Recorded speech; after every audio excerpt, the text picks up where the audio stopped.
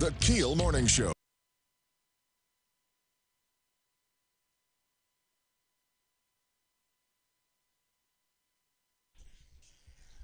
Good morning, 3 past 6 o'clock. Robert and Erin, 101.7 FM and 710 KEEL. KEEL app, a free download from Office Furniture Source. The source for news. Perfect segue, didn't you think? Oh, was it for me? Erin has local stuff up next. The damage to the riverfront, we'll take a closer look. It's a big night of voting. It kicks off this evening. We'll tell you more about that. And should Shreveport be out of the hotel business? And a little bit later this morning, a real honest-to-goodness dyed-in-the-wool, if they know what dye or wool is, millennial, will explain, he's going to explain Facebook to all of us old nanny people. And also coming up this morning, a TOPS program Matt will love. Fletcher's got sports, traffic, and weather, and it's all coming up this hour, and it's right here on KEEL.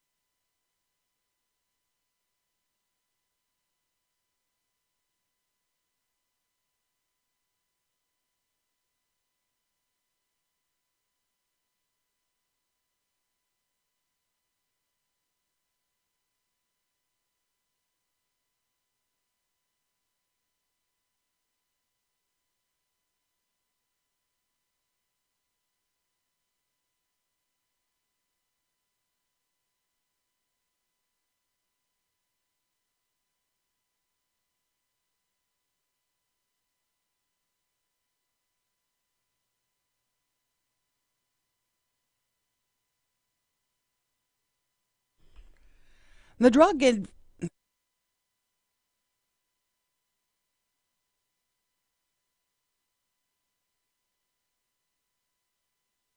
Information. KEEL News now. storms earlier this year caused flooding at Riverview Park, the dog park, Hamels, and Bickham-Dixon. Now, part of Riverview Park has reopened. The others are still closed. SPAR Director Shelley Regal says the city has spent about $7,000 so far to remove sand and debris from Riverview Park, but there's still a lot of work to be done. Shreveport could be named Hockeyville this week. Matt Parker tells us how you can help. George's Pond at Hirsch Coliseum and the city of Shreveport could be named Kraft Hockeyville this week. If Shreveport wins, George's Pond would get $150,000 in stadium upgrades and the chance to host an NHL preseason game. To help Shreveport earn the title, you can vote for the Hirsch starting on April 13th. Mudbugs GM Scott Musket says this is a chance for Shreveport to show how awesome and passionate the city really is. After the Mudbugs playoff game Friday night, there will be a voting party to make it easier for fans to cast their vote. From 101.7 FM and 710 KEEL, I'm Matt Parker. Business leaders, architects, and engineers say part of the reason business is hurting in Shreveport is the Unified Development Code. In a meeting with the MPC, a large number of developers called the code unnecessary, costly, and burdensome. One architect says it takes 2 to 4 months to get a project approved in Shreveport, while in Bossier, it only takes days. There's more talk about getting the city of Shreveport out of the hotel business, but Councilman Michael Corbin tells KEEL News the contract for the Hilton is tricky.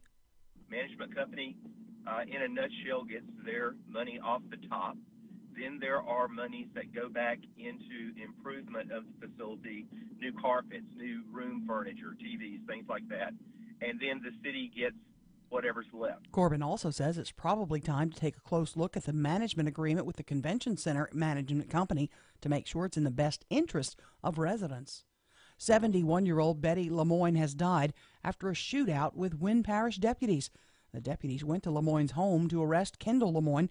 The pair were both armed and began shooting when they arrived on the scene. Kendall was also wounded during the violent encounter and is listed in critical condition. The legislative session is 1 month in, and lawmakers are nowhere close to passing any meaningful legislation. Observers say the milquetoast session has had very little highlights so far. Jeremy Alford is publisher of LAPolitics.com. The Senate's working on some House bills. The House is working on some Senate bills, but nothing has been sent to the governor for his endorsement. Nothing of significance yet. Now, a big day in Baton Rouge as the Revenue Estimating Conference meets to give an update on just how big our deficit will be. Previous estimates put it at $1 billion, but Governor Edwards says it's likely the REC will recognize an additional $300 million in revenues because the state's collecting more income taxes as a result of the federal tax overhaul. If that holds true, then we're looking at about a $700 million shortfall for next year that we still have yet to solve. The lawmakers will meet in special session to address that issue.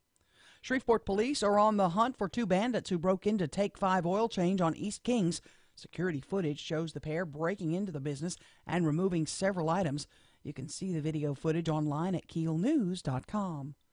To pay taxes on internet purchases or not? That's the question that may end up being decided by the Supreme Court this year, and retailers, as well as those who buy stuff from them, will be waiting to see which way that ruling will go. I'm Erin McCarty on 101.7 FM and 710 KEEL.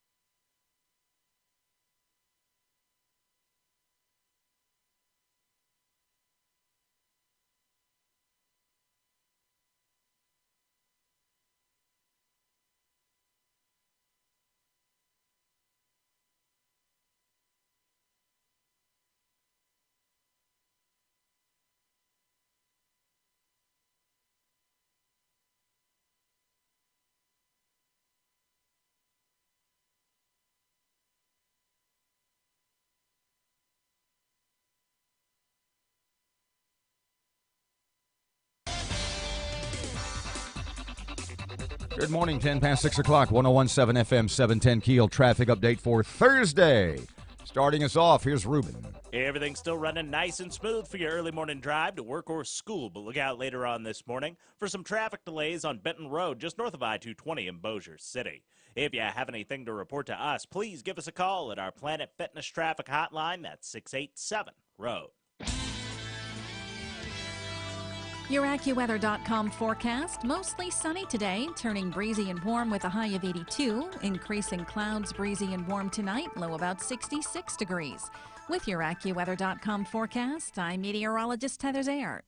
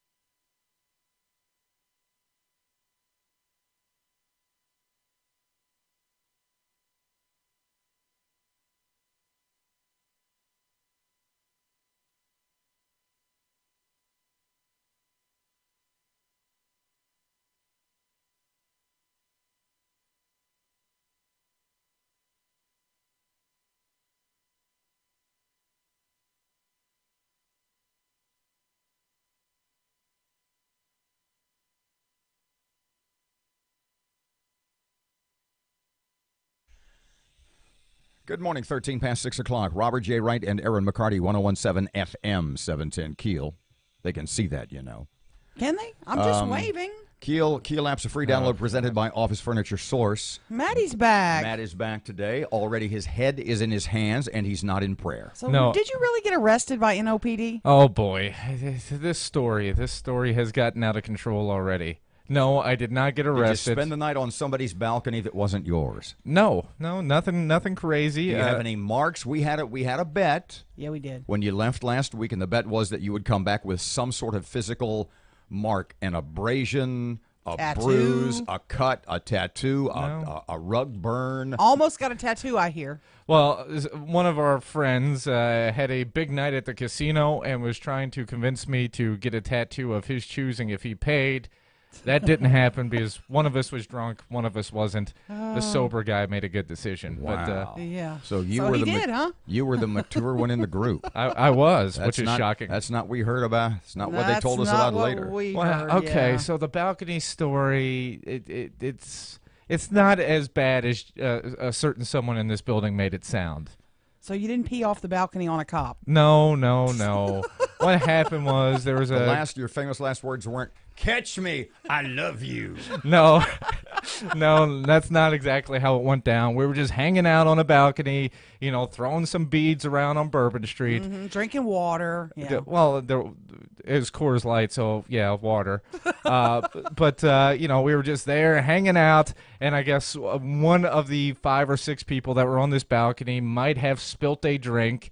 And for some reason, the police came over to investigate, and one of our crew who had beads. Since when do police investigate a spilled drink? It doesn't seem to me that we're getting the whole story. We're not. No, they never investigate a spilled drink. Well, right. Look, it's New Orleans. There's a drink spilled Someone on the... spilled a drink. Let's go investigate. Better call, what is it? ICS, what the hell is the name of the show? NCIS. NCIS. Yeah. Will you let me get to the part of the story that made the cops angry? Yeah, okay. All right, so I guess they were just shining a light to see what was going on, and one of the people we were with were like, "Oh, there's a light. Someone wants beads," and hauled off and just threw a handful of beads at the shining light.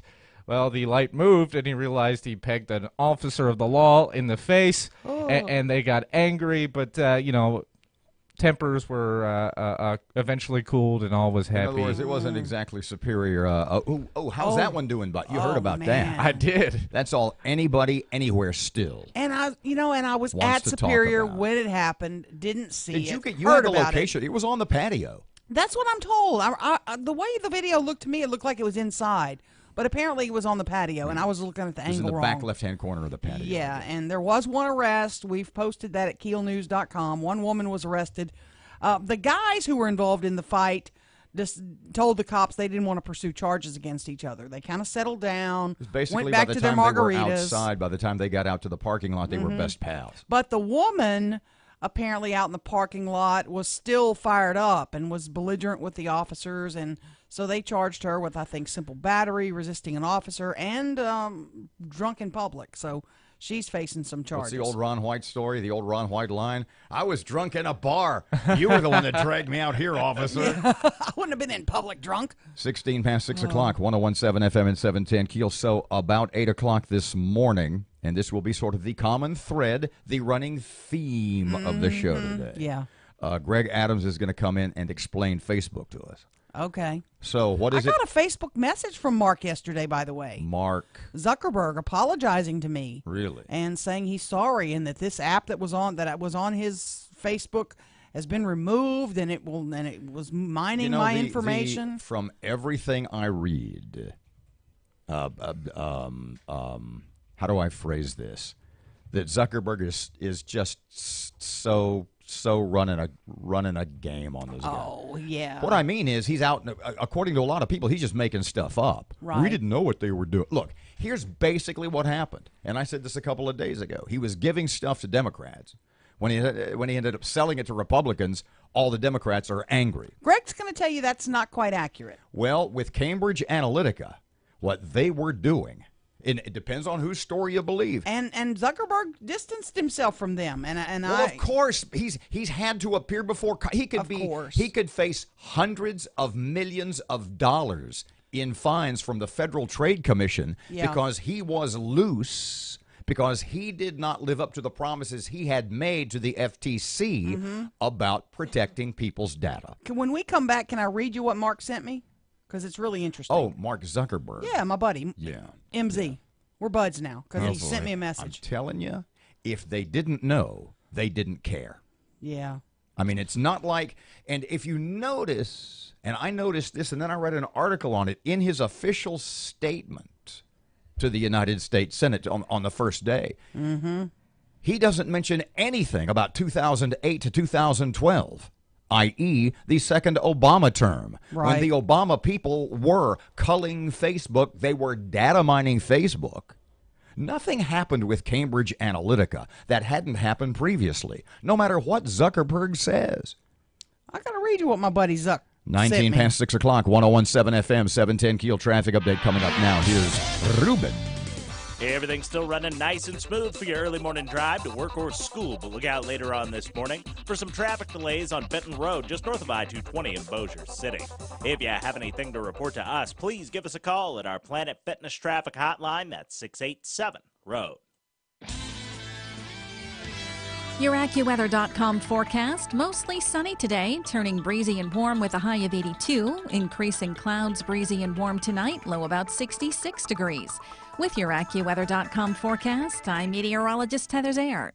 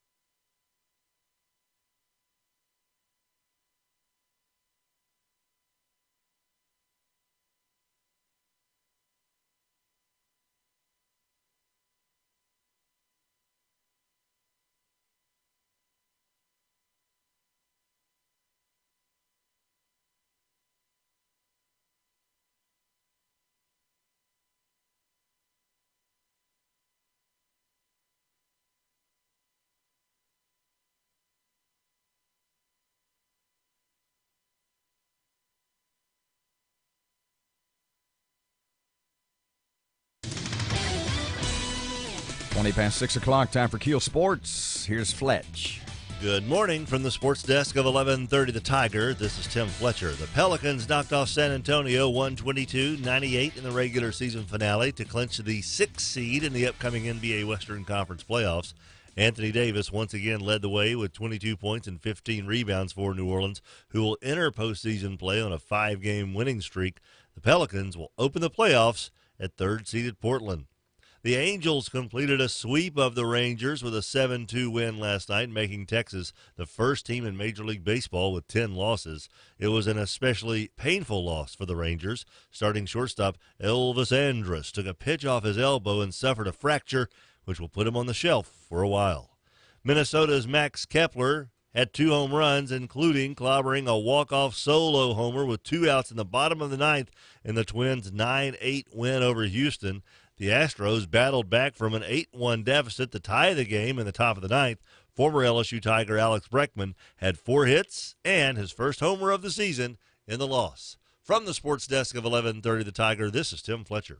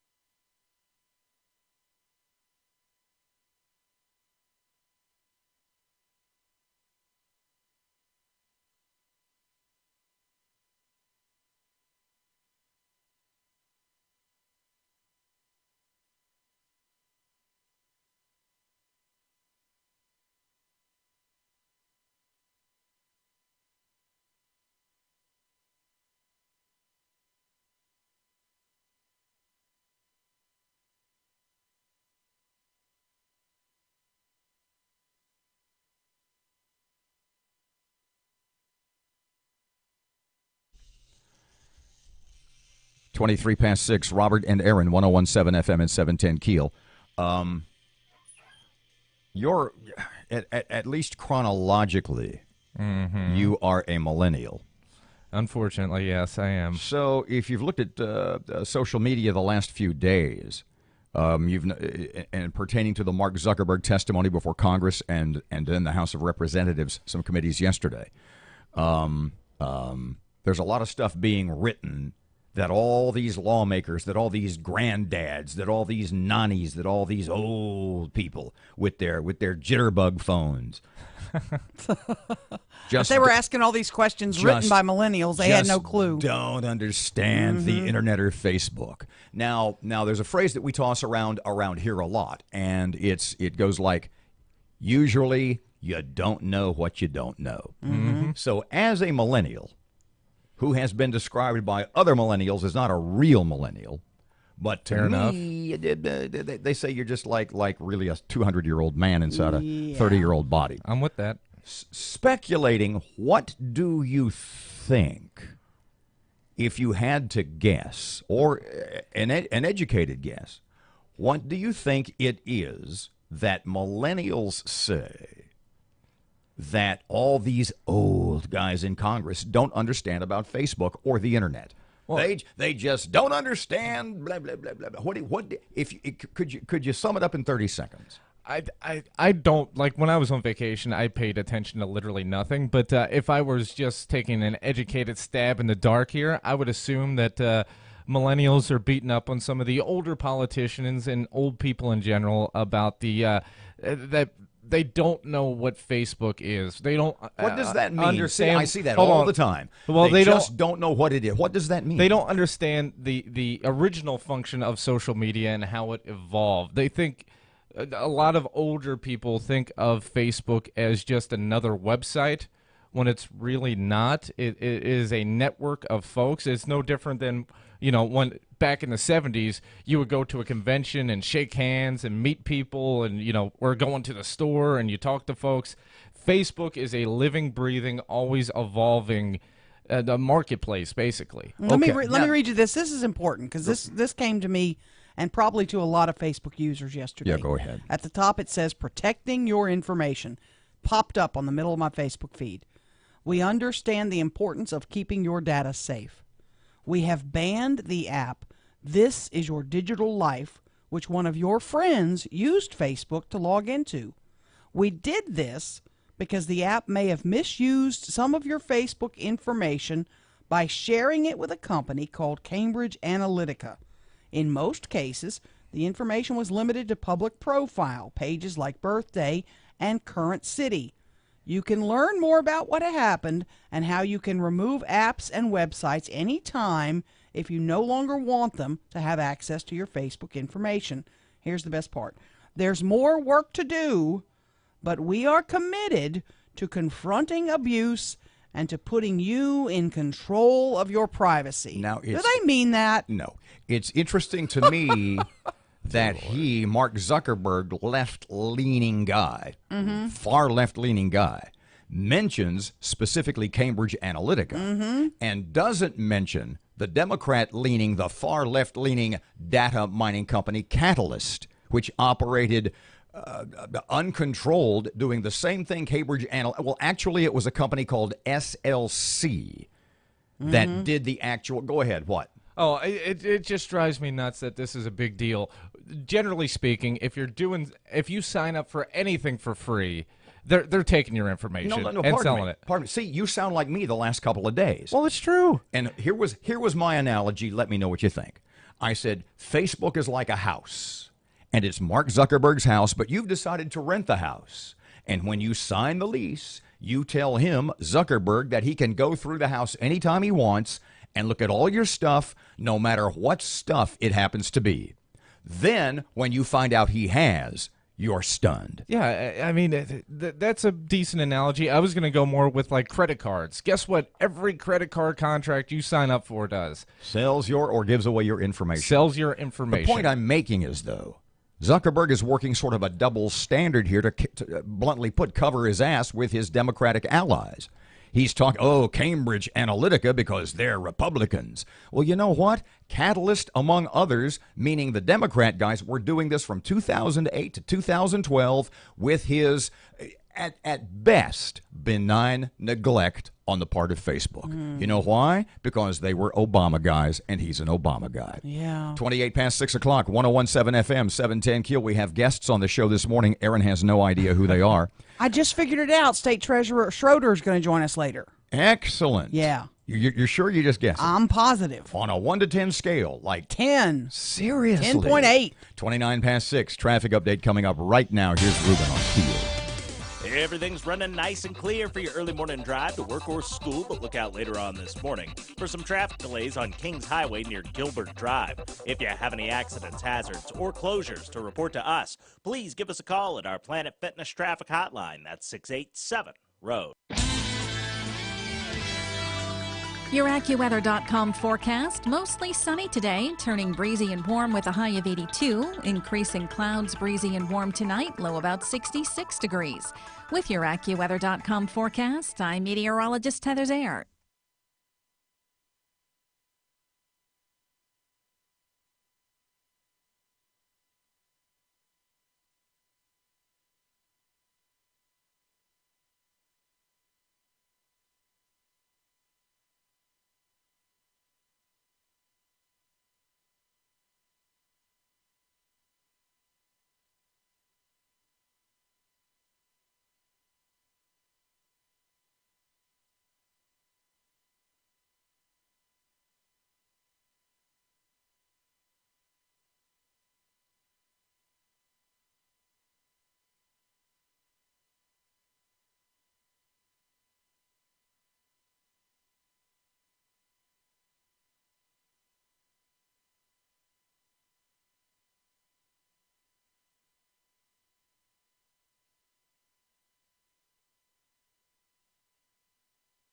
Hour of information.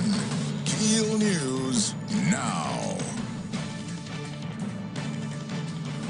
George's Pond at Hirsch Coliseum and the city could be named Kraft Hockeyville this week. If Shreveport wins, George's Pond would get $150,000 in stadium upgrades and the chance to host an NHL preseason game. Voting kicks off at 11 o'clock our time tonight.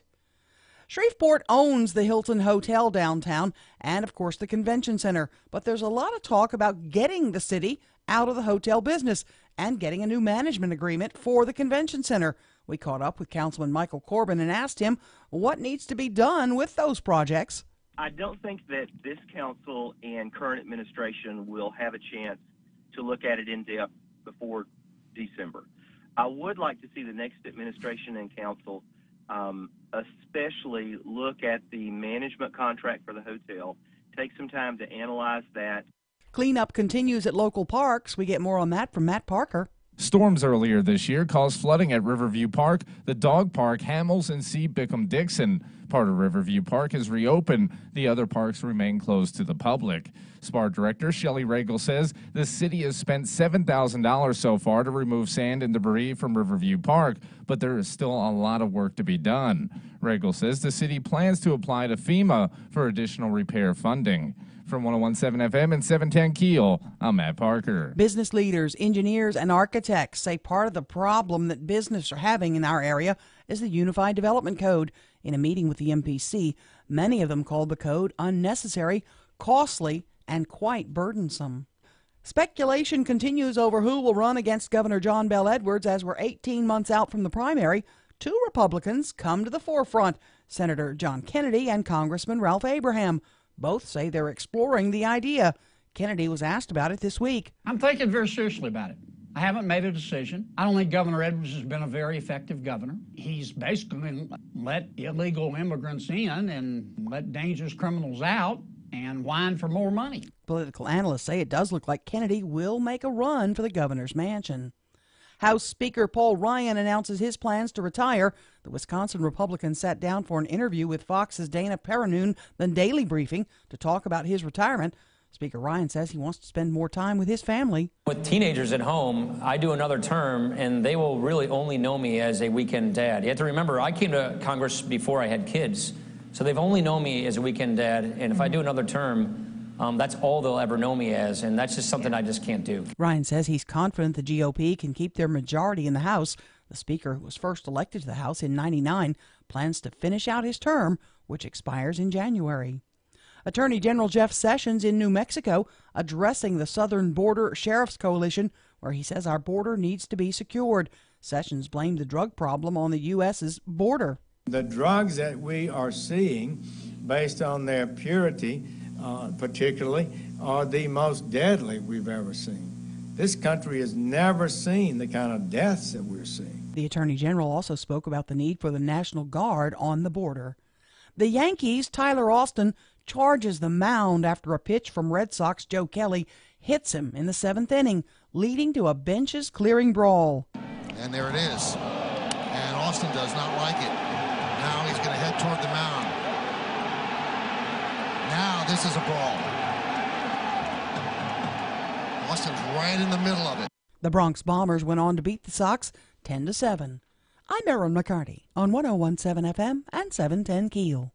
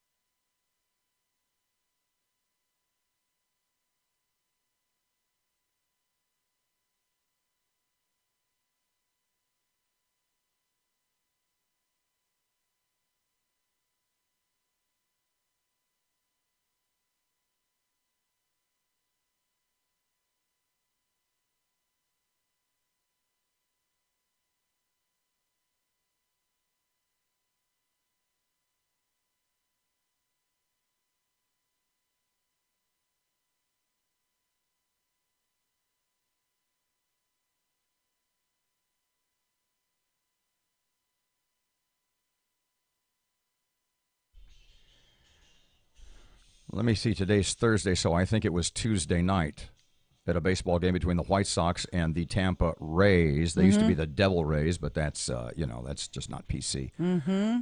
There were like 974 people at a Major League Baseball game. Golly, that's sad. Yeah. Really They listed sad. the attendance at 10,000 because they always list season ticket holders. But the actual people who walked through, the number of people who walked through the turnstile with tickets was 974. Now, speaking pitch of clock will do it. Speaking of baseball, yeah, that's it. The fact that was described by anybody, what teams were involved in your news story? It was, of course, the Yankees in Boston. It's a brawl, please. A brawl is benches clearing. A brawl is high school girls on Facebook. Okay? Or dinner at Superior. There's only brawling. There's only real fighting in one sport. I'm not saying that's good. I'm not saying that's bad. It happens within the course of the game for a reason, and that's hockey. There's no fighting. No, when the bench is clear, it's a brawl. Go back and watch it. Watch the number of punches thrown. Matt said it perfectly. Well, baseball players don't know how to fight. My point exactly. Come on, okay, but wait. It's still a brawl when they run off the bench. No, that's people running after other people. There were no punches. Some people hugged other people. I mean, how was that a brawl? When you clear the benches, it's a brawl. In baseball parlance, yes, it is. To the baseball, I was a man. What did you do? I set my tobacco and Gatorade down and walked out onto the field and tapped a guy on the ass. It's sunflower seeds. I threw a glove at somebody and ran away like a scared schoolgirl. Yeah. I mean, come Stop on. it. It's a brawl. It's Okay. a baseball brawl. You know what? It was a brawl. It's not comparable to a hockey brawl, but it's a brawl. You know what? Baseball's run by wimps these days. I mean, just look at the rule changes. But back in the day, back in the 80s. Pardon us just a moment. Look who's back. Yeah. But back in the 80s, when someone would charge the mound and Nolan Ryan was on there, guess who wasn't leaving that mound? Nolan would stand there, throw punches, put people in headlocks. That was a brawl. Someone running away like a little girl, like an 8-year-old girl in the schoolyard. Ooh, the little boy's chasing me. I'm like a cooties. He might hurt his $1 million arm, though. Who was the guy for the White Sox that he got in a headlock and punched in the head about? I don't remember, but there was blood in that fight. I love headlocks. I'm a headlock fan. I don't want to hear about that. Because Big time. I don't want to hear about it because it's almost the weekend. 639, 1017 FM, 710 KEEL. Lots to talk about, including the Revenue Estimating Conference. And John Bell basically says no matter what the conference estimates, revenue-wise, we still need more money. Do I have that wrong? I don't think so. 639, traffic update coming up right now. Ruben's here. Everything's running nice and clear for your early morning drive to work or school, but look out later on this morning for some traffic delays on Kings Highway near Gilbert Drive. If you have any accidents, hazards, or closures to report to us, please give us a call at our Planet Fitness traffic hotline. That's 687-ROAD. Your AccuWeather.com forecast, mostly sunny today, turning breezy and warm with a high of 82. Increasing clouds, breezy and warm tonight, low about 66 degrees.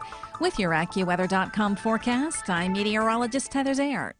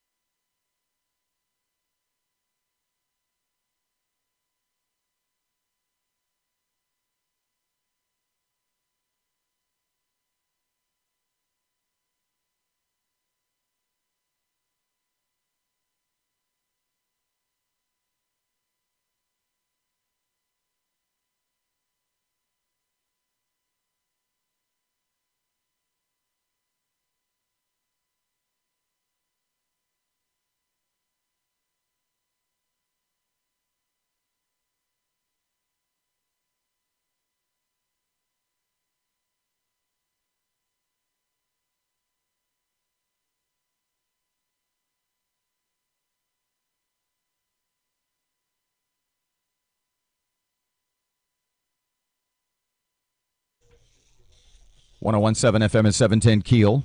Robert J. Wright and Erin McCarty, Shreveport Security Systems text line 318-392-1884, where we found out the White Sox guy that Nolan Ryan pretty much pummeled back in the day was Robin Ventura. Literally to a bloody pulp. Back when men were men. You need to go look at it. It's on Facebook. I'll go look at it. Just look at It's Nolan. on Facebook? I'm sorry, about YouTube. Okay. Yeah. I'll I mean, have to look. he gets him in a headlock like this. Evidently, I don't remember if Nolan Ryan actually drilled Robin Ventura or if he just brushed him back. But Ventura took offense, charged the mound. I think Nolan Ryan may have been in his 40s at this point. It was in his latter part of his career for sure. But and Robin Ventura charges the mound, and they wrestle around a little bit, and Nolan Ryan gets him in a headlock, and he's got him like this. If you're watching on the Facebook, and he's just like YouTube. No, he means our Facebook. Our Facebook. Oh, ours. Okay. Robert's reenacting. Keep up. And he's got him in a headlock like this, and just is punching him in the head repeatedly. Oh man, that's a brawl. Okay, a brawl. No, that's two guys fighting. The a bench brawl is cleared. Involves more people. You're so naive and silly. A brawl is a bunch of people getting into a skirmish. Look, there's no skirmish in baseball. Not there's anymore. There's no skirmish in the NBA. You want to see a slap fight? Watch an NBA game. Yeah. Okay, so later today, the state's revenue, this is the legislature's revenue estimating conference. Read that story again. Okay. Because I am intrigued by the comments, not the comments, but the no matter what the result of the conference happens to be, it would seem that the governor has already made up his mind. Yeah. The Revenue Estimating Conference meeting today to give lawmakers and the governor an update on how big our state deficit is. Previously, we heard the deficit was about $1 billion. Well, that was what John Bell said. Yeah, but now it looks like it's about $700 million because we've gotten $300 million in revenues due to the state collecting more income taxes as a result of the federal tax overhaul. Yet there are those on the Republican side who will say it started off at $300 to $400 million, and with the added revenues, with the added revenues, that would be about a break-even point, wouldn't it? Ed, the governor, says even if the shortfall is reduced to $700 million, still need a special session to pass a tax plan to fund critical priorities. Were you here for that little? No, he missed this. Not. You were not. That was the first. Guess day what he called the governor? I didn't call the governor anything. Yeah. Oh, I was here for that actually. That was my last day. Look, once again, given my rhetorical question about the governor's sanity, and look, I have my original apology, my official statement was, that's not who I am. I take responsibility for my actions. Let's move on. The governor called him, Matt. But I didn't know the that. governor didn't call one of his third or fourth tier press people. No, she's the number one press person. And she called you after she called our bosses. She called our bosses, yeah. Erin, this is the second time I've had to make this call. Of course, do y'all have a problem with us? Of course, Erin conveniently forgetting that the first call they had to make was about her. She's calling all these political analysts and consultants and all these people that she knows. What should I do about this Robert thing? Yeah, Robert's so bad. Conveniently forgetting that about 45 days ago this all started with her, but that's not the point. The point is, we didn't call him moron, nor did we call him insane. I didn't call him. We asked. And I said before, if I hurt the governor's feelings, I apologize. I wouldn't want to do that. He's a nice man. He's always been very nice to us. Yes. I disagree with him on virtually everything. But, Matt, I'm just going to tell you now, Robert's birthday's later this month. We're going to have to get the old governor singing to him because I don't think the governor's going to call and sing to him. My old governor, I hope you mean Mike Foster. So, the Revenue Estimating Committee will release their findings. Who are these guys? Is it guys from both sides? The governor actually holds most of the cards on this committee, from what I'm told. I'll do a little research and bring it to you. So it's not beyond the realm of comprehension. They're going to come back with something to his liking, an amount unit, I mean. That's my understanding, but I will double check. I'll make sure before I spew any more vitriol. Yeah. Oh, you're a hateful person. So run the story down again from the beginning. I'm sorry. Revenue Estimating Conference meeting today. We'll get an update on how big our deficit is. We earlier thought it was $1 billion. Now the governor is saying it'll be about $700 million because we've brought in about $300 million in taxes as a result of the federal tax overhaul. But no matter what. But he doesn't even talk about oil prices. I mean, the barrel of oil, the price has changed dramatically. That should have an impact too. But no matter what the revenue estimate happens to be, he's still going to want a special session. Oh, yes. Yes. Because it's not going to be even. He says it won't be even. We're not going to be breaking even. But the purpose in what led to my question to begin with, and admittedly with Representative Cruz, what I should have said was, if the definition of insanity is doing the same thing over and over again, expecting a different result, is it crazy to call another special session? How many special sessions is this? 3, 4, I'm not 5, even sure. A dozen? My point exactly. And at the end of every if the special sessions in the governor's mind, if in the mind of the Democrats and some of the Republicans, the revenue raisers in Baton Rouge, if they were getting what they wanted from the special session, they wouldn't need to be calling more special sessions. So obviously these special sessions aren't working to their liking. Well, they're putting temporary Band-Aids on them. Hang on just a couple of seconds. Evidently, the special sessions aren't getting John Bell what he wants, so he feels compelled to call more special sessions. Nothing about the political makeup, the party makeup of the legislature has changed at all since he started calling the special sessions. Right. So literally, if if you are frustrated by the results of previous special sessions because the Republicans, the more conservative-leaning Republicans in the legislature, are shooting down your tax enhancement, your revenue enhancement ideas. And taxes. And the number of Republicans versus Democrats in the legislature has not altered in the least bit. What on earth is the purpose of calling another special session? Does that make sense? It doesn't make sense. I'm with you. That was what I meant to say. That's not what you said. Luckily, it came out better. 648, 1017 FM, 710 KEEL, your money now. And traffic and weather updates coming up next right here. And it's on KEEL.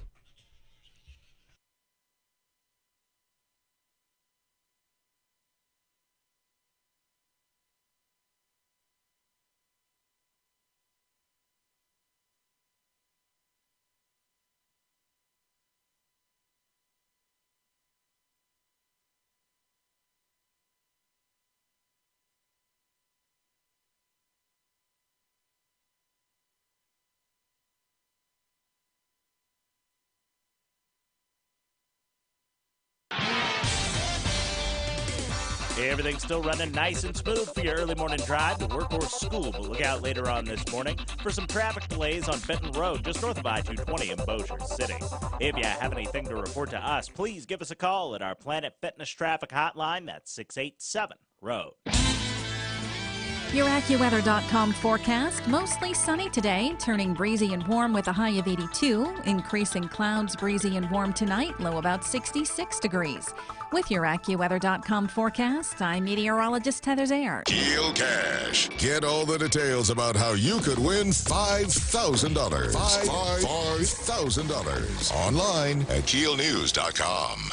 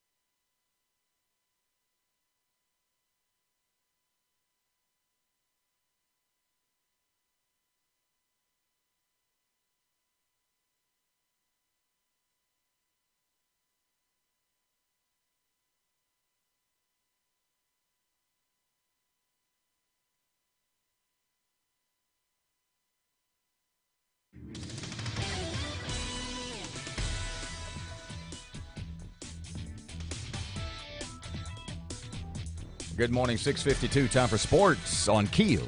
Good morning from the sports desk of 1130 The Tiger. This is Tim Fletcher. The Pelicans knocked off San Antonio 122-98 in the regular season finale to clinch the 6th seed in the upcoming NBA Western Conference playoffs. Anthony Davis once again led the way with 22 points and 15 rebounds for New Orleans, who will enter postseason play on a 5-game winning streak. The Pelicans will open the playoffs at third-seeded Portland. The Angels completed a sweep of the Rangers with a 7-2 win last night, making Texas the first team in Major League Baseball with 10 losses. It was an especially painful loss for the Rangers. Starting shortstop Elvis Andrus took a pitch off his elbow and suffered a fracture, which will put him on the shelf for a while. Minnesota's Max Kepler had 2 home runs, including clobbering a walk-off solo homer with 2 outs in the bottom of the ninth in the Twins' 9-8 win over Houston. The Astros battled back from an 8-1 deficit to tie the game in the top of the ninth. Former LSU Tiger Alex Bregman had 4 hits and his first homer of the season in the loss. From the sports desk of 1130 The Tiger, this is Tim Fletcher.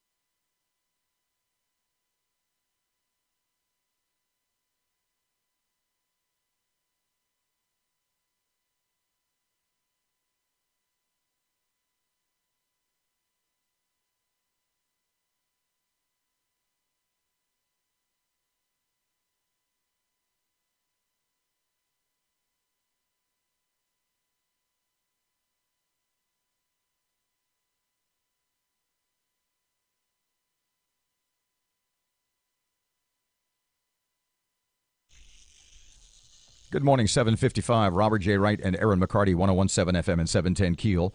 Coming up just after. The Revenue Estimating Conference is the governor or his designee, Speaker of the House or his designee, President of the Senate, and a university economist, usually from LSU, usually the chair of the department. Hang on just a second. So you've got the governor, Democrat. Probably Jay Darden represents him. You've got the Jay Darden's a Republican. President of the Senate. Well, for all intents and purposes, right, he's a Democrat.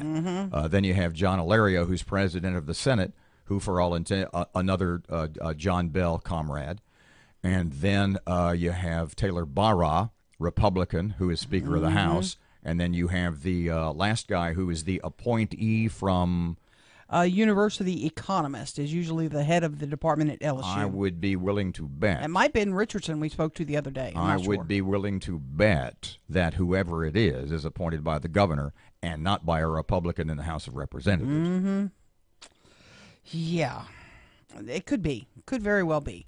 You know, so it's going to be a report that the governor is quite familiar with already, I'm sure. So don't be surprised if it comes back about $1.5 billion. Is that what you're telling me? No, it'll probably be $700 million, just like the governor is saying. Yes.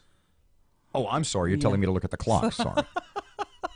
You had that panic look on your face. It's only 56:20. Oh, man. I was just giving you the warning to wrap it up like I always do. I know it's been a while since I've been here, but like pay attention. Hair was on fire well, I thought you were holding up the wrong fingers, what I thought. Time to go, 6:56. Here's Rush on KEEL. Over the Easter recess, Republican lawmakers got an earful. It turns out that voters back home are mad at them for passing this massive omnibus spending bill, which gave Democrats everything they wanted. So a few Republicans came up with an idea to claw back some of that spending. By using 1974 budget rules, they could make cuts to the budget they just passed without worrying about a filibuster. Now, this is theoretical, but it was just talk anyway. The usual Republicans immediately went on record against that very idea. Maine Senator Susan Collins called it ill-advised. Alaska Senator Lisa the Murkowski said that her initial response was no. Why? Well, because clawing back outrageous spending would poison future negotiations with the Democrats. Republican leader Mitch McConnell said some kind of recession package might be worth a discussion someday, but since this budget was a bipartisan deal, he doesn't think clawing back spending is achievable. So Republicans go to town meetings, tell their senators what they want, and they get polite lip service. But when these senators get back to the swamp, it doesn't matter. What matters is what Democrats want, and the Republicans, too. Now, if that doesn't tell you voters what your Republican senators think of you, Didn't think of a pile. Nothing will.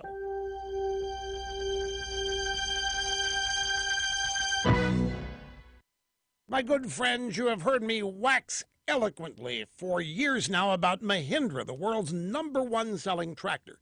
So when you hear Mahindra, I'm sure a hardworking, reliable, and bright red tractor is the first thing that comes to mind.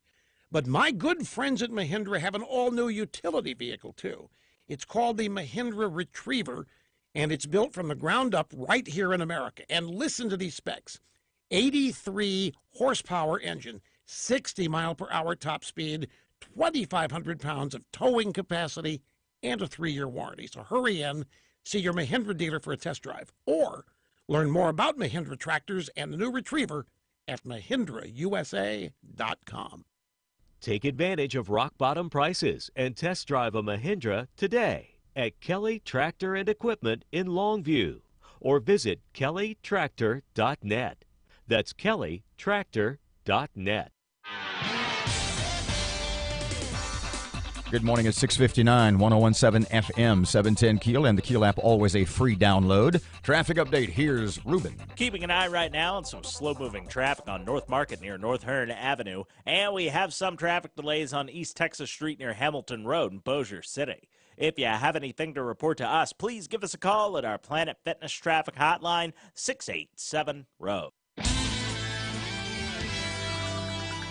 Your AccuWeather.com forecast, mostly sunny today, turning breezy and warm with a high of 82. Increasing clouds, breezy and warm tonight, low about 66 degrees. With your AccuWeather.com forecast, I'm meteorologist Heather Zayart. Breaking news and trending talk. This is 1017 FM and 710 KEEL. KEEL, Shreveport.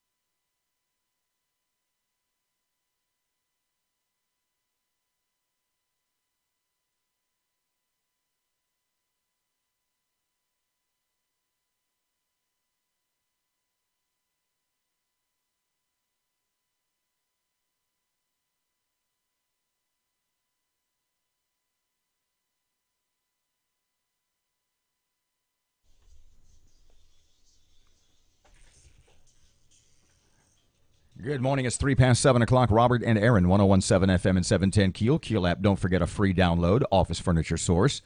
Let's see. Local news is next. Erin getting ready. The REC releases budget details today. We'll have that. It's almost time to start voting for Shreveport. We'll tell you about that, too. And what's the damage around the riverfront from all the flooding? Let me see. Mark Zuckerberg back in front of Congress yesterday.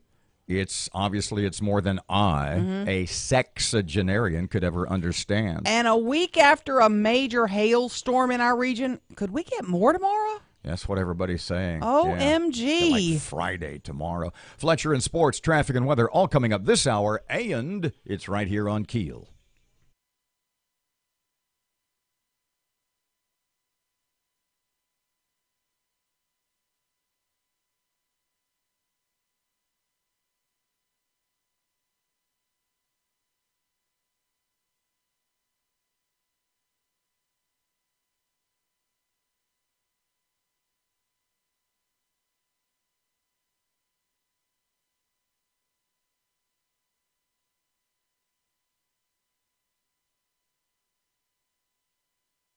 Power of information. KEEL News now. Big day in Baton Rouge as the Revenue Estimating Conference meets to give an update on just how big the state deficit is. Governor John Bel Edwards says even if the shortfall is reduced to $700 million from $1 billion, a special session is still needed to pass a tax plan to fund critical priorities. We can fully fund higher education, meaning without a cut. We can fund our TOPS program, and we can keep our partner hospitals going without another cut. On the Senate side, senators have voted for a measure to change our foster care system. More on that from Ryan Gaddy. When the child turns 18, they don't age out of the system if this bill passed. Gaddy says this is a big improvement for the overall system. George's Pond at Hirsch Coliseum and the city could be named Kraft Hockeyville this week. If Shreveport wins, George's Pond would get $150,000 in stadium upgrades and the chance to host an NHL preseason game. Voting starts at 11 o'clock our time tonight. Storms earlier this year caused flooding at Riverview Park, the Dog Park, Hamels, and Bickham-Dixon. Now, part of Riverview Park is back open. The others are still closed. SPAR Director Shelley Regal says the city has spent about $7,000 to remove sand and debris from Riverview Park, but there's still a lot of work to be done. She says the city plans to apply to FEMA for additional repair money. Shreveport's UDC under fire. Matt Parker with that. Business leaders, architects, and engineers in Shreveport say part of the reason business is hurting in the city is the Unified Development Code. In a public meeting with the MPC, a large number of developers called the code unnecessary, costly, and burdensome. One architect says that it takes 2 to 4 months to get a project approved in Shreveport, while in Bossier, it only takes days. Members of the MPC said they are listening to the business community and will continue to edit and revise the document that helped the city of Shreveport grow. From 101.7 FM and 710 KEEL, I'm Matt Parker. Shreveport police on the lookout for 2 bandits who broke into Take 5 at East Kings Highway. Security footage shows the pair breaking into the business and removing several items before fleeing. You can watch the footage online at KEELnews.com. A new study finds grade school students can benefit from yoga classes to help them manage stress and anxiety. Principal author Alexandro Bazzano says the New Orleans-based 3rd grade class was picked for the study since it's a crucial time of transition for them when academic expectations increase. We measured some of the constructs around social and psychosocial and emotional quality of life that they actually had much better scores on those tests. Bazzano says PE time has been reduced at schools nationwide. The study shows that students, no matter what age, need to be allowed other activities that take them out of the classroom. California Representative Kevin McCarthy and Louisiana Congressman Steve Scalise, the likely chief contenders to succeed Paul Ryan as House Speaker. McCarthy is the Republican House Majority Leader who's known for being a strong fundraiser. Scalise, of course, the Republican Majority Whip, who's viewed as the more conservative of the two. The Drug Enforcement Administration says meth hidden inside wax Disney figurines has been confiscated near Atlanta. It's worth roughly $2 million. I'm Erin McCarty on 101.7 FM and 710 KEEL.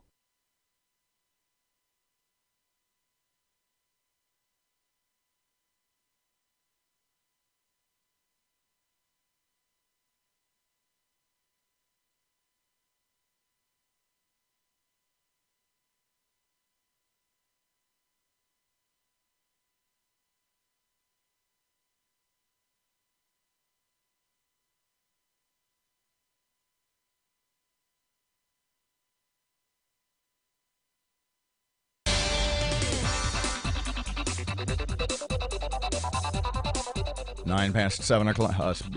9 past 7. 101.7 FM, 710 Keel. Here's Ruben. Keeping an eye right now on some slow-moving traffic on North Market near North Hearn Avenue, and we have some traffic delays on East Texas Street near Hamilton Road in Bossier City. If you have anything to report to us, please give us a call at our Planet Fitness Traffic Hotline, 687-ROAD.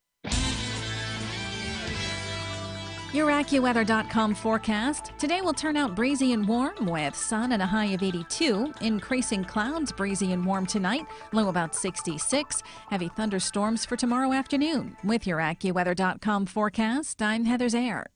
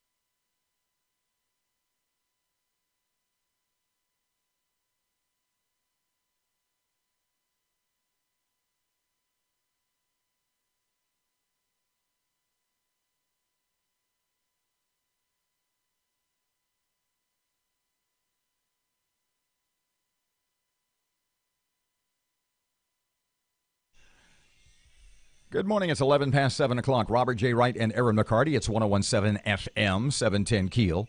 Always, the Shreveport Security Systems text line is 318-392-1884. Okay, so Greg Adams from the afternoon show is going to be here in about an hour, and he has an official card-carrying, tried-and-true blue millennial is going to explain the Internet to us, specifically Facebook. Yeah. Now, you know, and you and I were talking about this. You and I were talking about this last night, and I don't think Greg and I are going to nearly be at odds the way you think. I think he and I think you are. No, I don't think so. Oh, you are. No, I tend to explain to me how.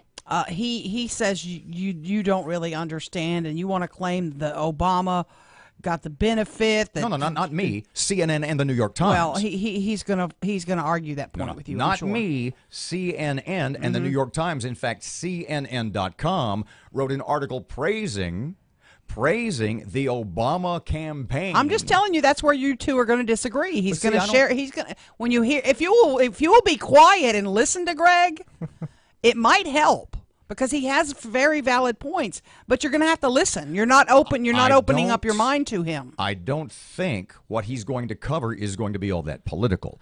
I think I don't know. I don't know. Look, the longer Mark Zuckerberg testifies, the more trouble Mark Zuckerberg is going to get himself into. Mm-hmm. Simply because, and this is basically at the gist of all that's going on, okay? Mark Zuckerberg did a deal, so to speak, with the Federal Trade Commission in, I think, what was 2012, telling the FTC that he would guard people's privacy and information. Right. He said, look, I am trustworthy. You guys can count on me. I'll take care of it. I'm totally serious. Now, up until that point, it had been mostly the Democrats, specifically a company called Catalyst, which was just like, Cambridge Analytica got the information from a company called SLC Elections. SLC Elections, which is right-leaning, Sure. Catalyst, which is left-leaning, they were all using a Facebook app to get information on you. Mm-hmm. The problem is that in testifying to Congress, Zuckerberg is saying, hey, look, I don't know. The problem is that flies in the face of the agreement he made with the FTC in 2012. You follow me? Right. And he could be facing hundreds of millions of dollars in FTC fines. That's where Zuckerberg finds himself. Now, you and I had an interesting conversation last night. What I don't get is this. If I'm Mark Zuckerberg, I own Facebook. It's my company. I can do what I want with it. I've told you when you join my company, there's what I'm going to do and can do with your information. It's my damn company. I'll do what I want with it. Now, it's not my fault it got so popular and millions are using it. That's an interesting point. But at some point, no, at what point do you become the bakery in Colorado who gets taken to court because they won't bake cakes for gay people? At what point do you become the florist in Washington because you won't make floral arrangements for a gay wedding? Mm-hmm. What I mean is, or at what point, let's take it to an extreme. At what point, if you're a landlord, do you get taken to court because you won't rent to black people? At what point are you beholden, despite what your customers, in verbal italics, despite what your customers agree to, at what point is it your responsibility to protect their constitutional rights, to not violate their constitutional rights?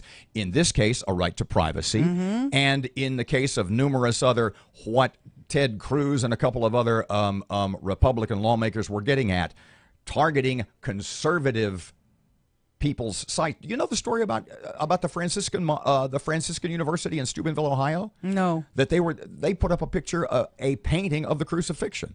You told us that yesterday. And it was was taken down. Yeah. That's too violent. Diamond and Silk, unsafe for the community. Two Right. black women who voted for Trump. Do you know what he said about that? About Diamond and Silk? He said that was a mistake. Actually, his quote was, wait, it was an enforcement error. Mm-hmm. If it's an enforcement error, why hasn't it been changed? Well, I didn't know it was there. Well, they put him back. They put him back up. They put him back up. He also added that to it, too. If you listen closely, you can hear the sound of my eyebrows hitting my I hairline. know, I know. And trust me, that's a pretty long way. I know. The point I'm making is this, and this is what I asked you on the phone. At what point is Facebook, do they get to, despite their size and despite what you agreed to or didn't agree to, at what point do they become that Colorado bakery or that Indiana pizzeria? Or at what point do they not get to violate your constitutional rights, despite what you said was okay? That's a toughie. That's a toughie. But I still see it as a private business. Okay. He can run it like he wants. If he wants to sell the information to Democrats or Republicans, he can sell it. Well said. But if I'm a landlord and I don't want to rent to black people, do I get to do that? If I don't want to make a floral bouquet, see, what's the difference? Racism is a whole different thing. What's the difference? It's a whole different thing. How is violating your constitutional right to privacy? How is violating your constitutional right to free speech? At what point does Facebook become so big? I signed up for it. I said I'll do it. Just because you signed up. That bakery and me have no agreement. We have no agreement that he should sell to me. I have an agreement with Facebook. When I signed on to Facebook, I said, I know what you can do with my information. Maybe I didn't read it. Most of us don't. So what you're telling me is. But I know that what's there. So what you're telling me is that if you sign away your constitutional rights, if you sign away your legal rights, that those legal rights cease to exist? Of course not. You signed them away. It's like a hold harmless agreement when you go bungee jumping. You said you won't sue them. And then you bungee jumped and you died. Sorry, your family can't sue. I think legal precedent may say that you're 100% wrong. It might. The law. But I struggle with this. The law still exists. I really struggle. 18 past 7 o'clock. You're waving frantically. I want Matt to know about this TOPS program that he is going to love. Is this coming up at just after 7:30? Yes. Okay, hang on just a couple of seconds. He will embrace this TOPS. She's tricking you. Don't be fooled. She's tricking you. I'll judge for myself shortly. 18 past 7 o'clock, 101.7 FM, 710 KEEL. Traffic update, weather update just ahead, plus Fletcher in sports on KEEL.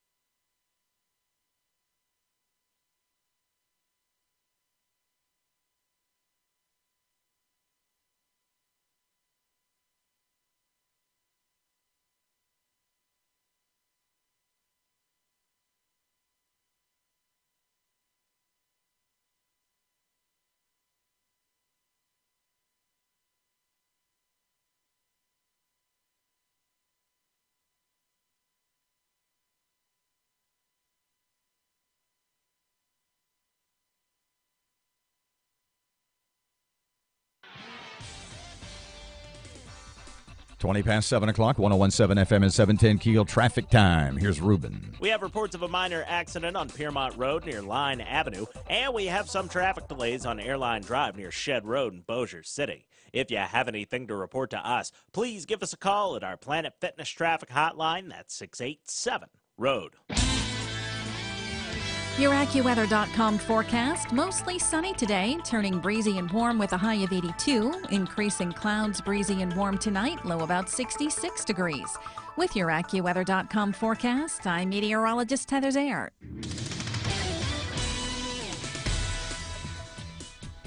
Twenty past 7 o'clock, time for sports. Here's Fletch on Keel. Good morning from the sports desk of 1130 The Tiger. This is Tim Fletcher. The Pelicans knocked off San Antonio 122-98 in the regular season finale to clinch the 6th seed in the upcoming NBA Western Conference playoffs.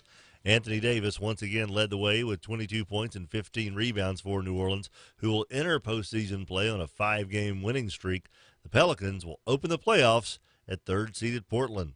The Angels completed a sweep of the Rangers with a 7-2 win last night, making Texas the first team in Major League Baseball with 10 losses. It was an especially painful loss for the Rangers. Starting shortstop Elvis Andrus took a pitch off his elbow and suffered a fracture, which will put him on the shelf for a while.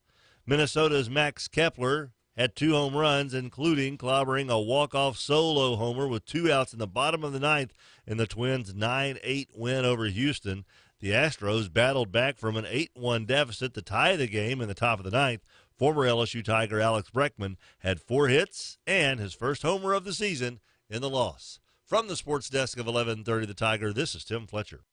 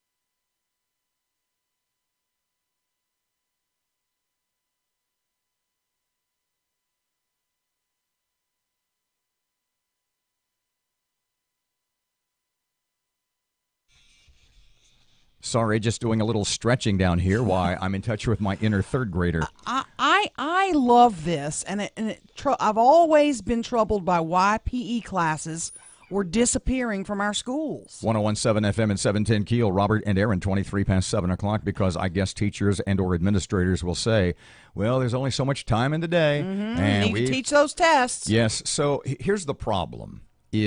Where is this story from? It's a Tulane study. It's where it initiates. It's from Tulane, and they studied a third grade class in New Orleans. Started at the beginning of the year. And they split them into 2 groups. One of the groups, each morning, the kids would come in, and they would participate in breathing and yoga and that sort of thing. No, that's not what. No, whatever they do, I stretching and all that. Okay, so they let them wait. They let them play. Pretty much, yeah. But it was organized. It wasn't just go run and go play.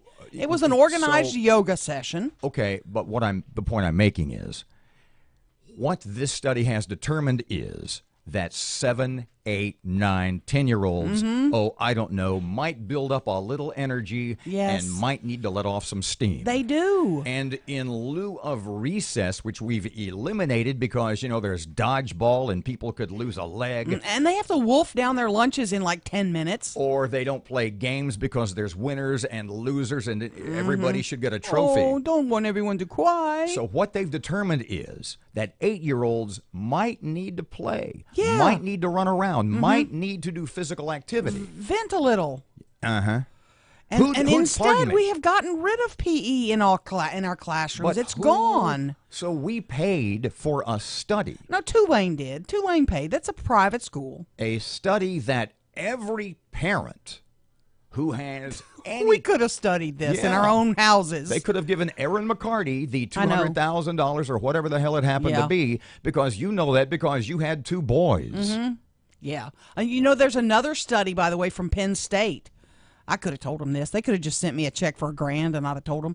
It says PE is something schools should get back to because one of the benefits is a reduction in childhood obesity. No. Really? Man, That's brainiac.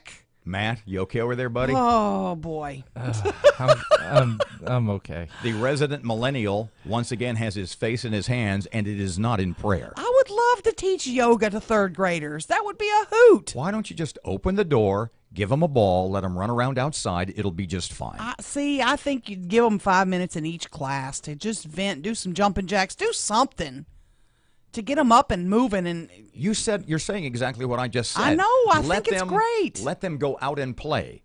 And no, you know it can't be unorganized because then it gets crazy. Are you kidding? And then people will cry. That's what the purpose of recess is that you establish a social strata. I know. You learn to get along with your peers. Yes. You learn where you belong in the universe of 8-year-olds. I'm being totally I know. serious. And you learn social skills. You learn how to interact. Yeah. Everything's organized now. Everything is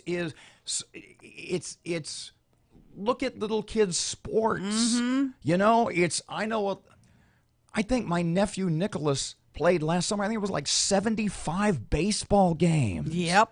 But you know what they don't is do little kids run around at school anymore and figure out what they are in life? No. Okay, so No. this is just But one. this study says we need yoga in school. This is one more thing that is organized. And what we really need is for 8 and 9 and 10-year-olds is less organization. Let them go out on their own and figure it out themselves. Like Matt says, we're not teaching kids to do anything else but take tests. Fair? That's pretty much it. But people will get their feelings hurt, Robert, because they won't be part of the group. You mean like in life? Kids might cry. 28 past 7 o'clock, 101.7 FM, 710 KEEL. Tell me who's next. We are going to speak to a young lady who has changed her life. We're kind of on the same subject. She has transformed her life She through did the yoga TOPS. with third graders? No, through the TOPS program. Matt's going to love this TOPS I think program. you're trying to trick us. 28 past 7 o'clock, local news and traffic and weather updates next on KEEL.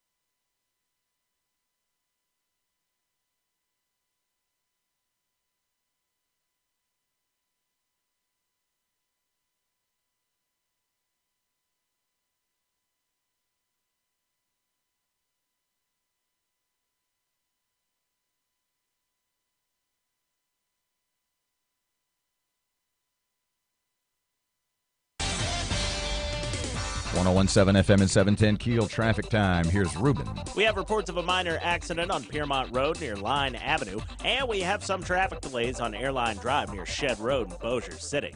If you have anything to report to us, please give us a call at our Planet Fitness traffic hotline. That's 687-ROAD. Your AccuWeather.com forecast. Today will turn out breezy and warm with sun and a high of 82. Increasing clouds, breezy and warm tonight, low about 66. Heavy thunderstorms for tomorrow afternoon. With your AccuWeather.com forecast, I'm Heather Zayer. The power of information.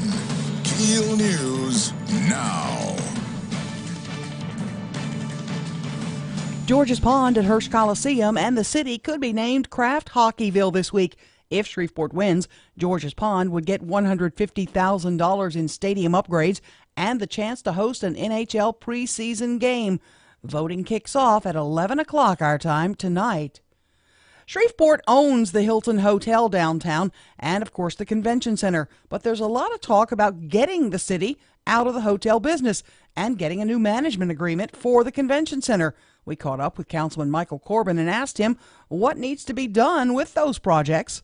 I don't think that this council and current administration will have a chance to look at it in depth before December. I would like to see the next administration and council especially look at the management contract for the hotel, take some time to analyze that. Cleanup continues at local parks. We get more on that from Matt Parker. Storms earlier this year caused flooding at Riverview Park, the dog park, Hamels, and C. Bickham-Dixon. Part of Riverview Park is reopened. The other parks remain closed to the public. SPAR Director Shelley Regal says the city has spent $7,000 so far to remove sand and debris from Riverview Park, but there is still a lot of work to be done. Regal says the city plans to apply to FEMA for additional repair funding. From 1017 FM and 710 Keel, I'm Matt Parker. Business leaders, engineers, and architects say part of the problem that business are having in our area is the Unified Development Code. In a meeting with the MPC, many of them called the code unnecessary, costly, and quite burdensome. Speculation continues over who will run against Governor John Bel Edwards as we're 18 months out from the primary. Two Republicans come to the forefront, Senator John Kennedy and Congressman Ralph Abraham. Both say they're exploring the idea. Kennedy was asked about it this week. I'm thinking very seriously about it. I haven't made a decision. I don't think Governor Edwards has been a very effective governor. He's basically let illegal immigrants in and let dangerous criminals out and whine for more money. Political analysts say it does look like Kennedy will make a run for the governor's mansion. House Speaker Paul Ryan announces his plans to retire. The Wisconsin Republican sat down for an interview with Fox's Dana Perrinoon, the Daily Briefing, to talk about his retirement. Speaker Ryan says he wants to spend more time with his family. With teenagers at home, I do another term, and they will really only know me as a weekend dad. You have to remember, I came to Congress before I had kids, so they've only known me as a weekend dad, and if I do another term, that's all they'll ever know me as, and that's just something I just can't do. Ryan says he's confident the GOP can keep their majority in the House. The Speaker, who was first elected to the House in '99, plans to finish out his term, which expires in January. Attorney General Jeff Sessions in New Mexico addressing the Southern Border Sheriff's Coalition, where he says our border needs to be secured. Sessions blamed the drug problem on the U.S.'s border. The drugs that we are seeing, based on their purity, particularly, are the most deadly we've ever seen. This country has never seen the kind of deaths that we're seeing. The Attorney General also spoke about the need for the National Guard on the border. The Yankees' Tyler Austin charges the mound after a pitch from Red Sox Joe Kelly hits him in the seventh inning, leading to a benches-clearing brawl. And there it is. And Austin does not like it. Now he's going to head toward the mound. Now this is a brawl.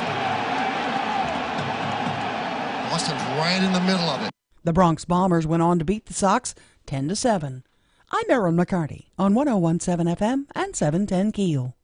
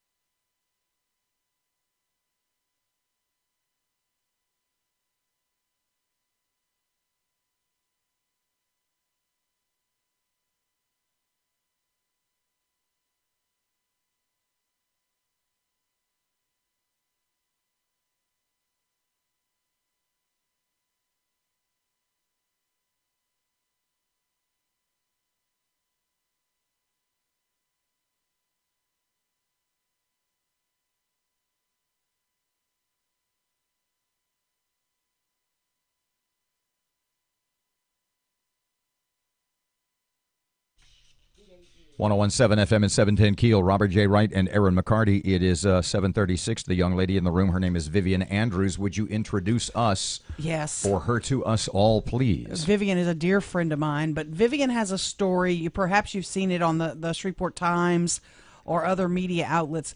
Vivian is a member of a group called TOPS, Take Off Pounds Sensibly. And Vivian has won a statewide award, and she's a Shreveport gal. Tell us your award, what you've been through, what your struggle's been like. Well, I've been overweight all of my life, up and down, and back in 2009, I decided that I wanted to lose the weight for the last time, but I wanted to lose it right. Over the years, I've tried all the diets, the Beyonce, the Dolly Parton, Oprah and I did the same. Yeah. Oh, yeah. We did the same, drinking the liquids and all of that. But whatever you do, I found out that whatever you do to lose weight, whatever it is, you're going to have to continue to do that to keep it off. Mm-hmm. But I wanted to lose it the right way, the natural way. And you know what you need to do. You know you need to eat right, you need to move, you need to drink water, you need to eat sensibly, you need to eat in moderation. You know all that. But the key is making your mind up, and that's what I did. I made my mind up. So how did you do that? What was the, for lack of a better phrase, tipping point that finally got you to commit not only for 6 months or a year, but for your whole life? In 2009, I was a member of Shreveport Leadership. Y'all are all familiar with that. Sure. And there is a trust building activity where you have to go up a wall and trust your fellow members to do that. And I couldn't go up the wall. I thought I could, but I couldn't. And that resonated with me for a long time. And I said, well, I really want to live longer. I want to be healthy. Pardon me, why? I'm not trying to get like overly psychological, but I'm just intrigued by why was it that as opposed to, and I'm sure if you were frank with yourself, if you were blunt with yourself, you would say in retrospect, there were lots of physical things that you could not do. Lots of other walls, if you will. You just kind of avoided those and altered your life accordingly. Why was it this specific thing that made you say, I got to do something? Well, Shreveport Leadership is a program that encourages you to be in the community and do things for the community and make your community better. And I think at that juncture, I realized if I was going to continue to do that, because I've been in the community quite a while, and continue to do that as well as not just in the community to live better. That particular incident just resonated with me for some reason. If you don't mind me asking, ask it. Oh, she's willing to tell you this. I'm willing to tell you. Let's play the high-low game. Okay. Okay. High-low's an old radio game. Okay. God, I'm trying to be polite now. How much did I weigh? No, I'm going to say how many did you lose? Did you 50? No. Higher. What? Wow, because you're kind of a rail now, bluntly put. I mean, you're a skinny girl. Oh, please. Okay, I'll go 100. Higher. What? 125. Higher. 150. Lower. 135. Higher. 140 pounds. Lower. 137 and a half. Lower. Tell me I'm tired of doing 137. This. Congratulations. Thank you. You are 137 pounds smaller. Yes. How many clothing sizes? It's a girl question. The highest I think was a 26. Mm-hmm. Now I'm in 12s and 14s. Wow. Yes. Okay, tell us about the awards you won, because you're a statewide winner for TOPS, and you do a lot for them. Yeah, TOPS, you can win an award. You have to win an award at your local level, and they are at chapters, and then you have a state level. And 1 year I was a division winner, meaning that I lost most of the weight in that division in the state. Man. Okay, you and I know each other. I don't know if we have time, but I struggle with this too. Yes. My problem is I can do all the eat healthy and I can go walk and do all that. My problem, I don't eat because I'm hungry. I eat for other reasons, and I never can get to that. Yeah. I cannot, and Robert doesn't understand this, Bluebell speaks to me. We have convos together. Okay.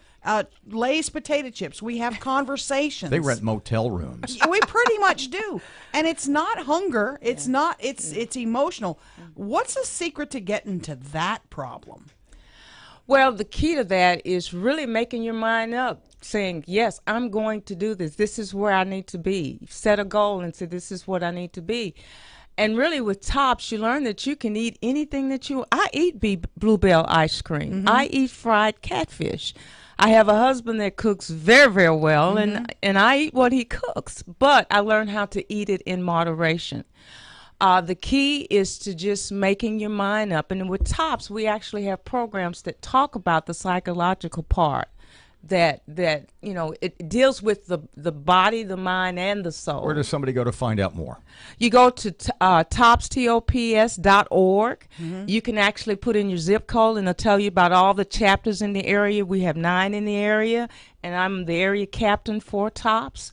And we'd love to. The first meeting is free, and it only costs $32 a year. $137. Wait, did you hear say $32 a year? I did, in fact. So this is not a big. We're not sitting here selling That's- Tops. that's- That's just to kind You of help get run all the website. online, everything In your online. case, You that's got all about kinds of things. 40 cents a pound, for God's sake. Oh my goodness. That ain't bad. That's not bad. You look amazing. Thank you And so much. thanks for coming in and sharing you're your story. quite welcome. Tops.org. And right? it's not the Tops Matt hates. This is the good Tops. Okay. Yeah. 741, it's 101.7 FM, 710 Keel traffic time. Ruben's here on Keel. The intersection at Uri Drive and Southfield Road's dealing with some slow-moving traffic right now. And we have some traffic delays on East Texas Street near Traffic Street in Bossier City. If you have anything to report to us, please give us a call at our Planet Fitness Traffic Hotline. That's 687-ROAD. Your AccuWeather.com forecast. Today will turn out breezy and warm with sun and a high of 82. Increasing clouds, breezy and warm tonight, low about 66. Heavy thunderstorms for tomorrow afternoon. With your AccuWeather.com forecast, I'm Heather Zaire.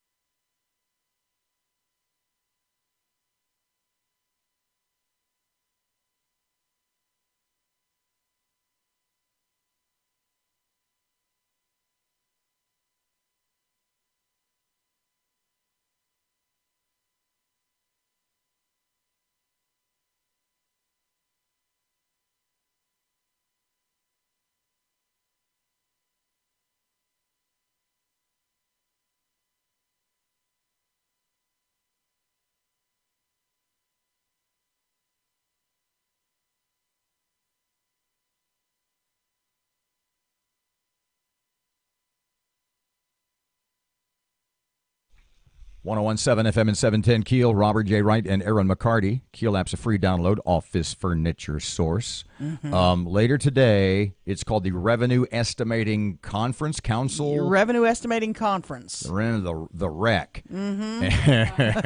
Appropriately enough. Thank you very much. Yeah. And it is made up of, see, these are the guys that are going to estimate, I guess, how much money the state will take in. And then match that up against what our promises are, what our expenses will be, all that kind of stuff, and it will sort of determine to a great degree what the final budget shortfall right is going to be. We thought it was going to be $1 billion. Now it looks like it's going to be closer to $700 million. But there are because others of income tax collections are up. But there are others, and from jump, as it were. Alan Seabaugh and Miss Doty said it was in the $350 million. Mm-hmm. So if that's the case, and we've made about $300 or $350 million just from the tax decrease from the Trump tax bill alone, you bet, then that might in fact be a push. Well, and where's the oil, barrel of oil price change that estimated into this? I haven't seen any talk about that but yet. no matter what the numbers happen to be later today when they come out, John Bell's going to want another special session.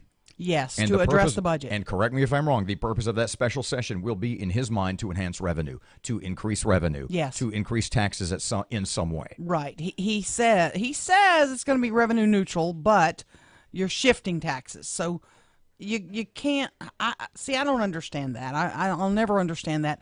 And maybe we can get Jay Darden to explain it to us if the governor won't do it. But that's the best idea you had today. Yeah, but the problem is the budget that the governor has presented to lawmakers is going to hurt universities and healthcare. And you even had the Lafayette General Hospital guy say, we're going to have massive layoffs. I spoke with the folks at University Health, not officially, but they said this budget that the governor has presented will have a huge impact here, a huge impact. And we don't know. Will it cost jobs? Will it cost, doctors leaving? But does the governor have a history of when he presents a budget that is not a budget of his liking to, I don't want to say inflict as much pain as possible, but to, are these, I guess, because so much in the Louisiana state budget is protected,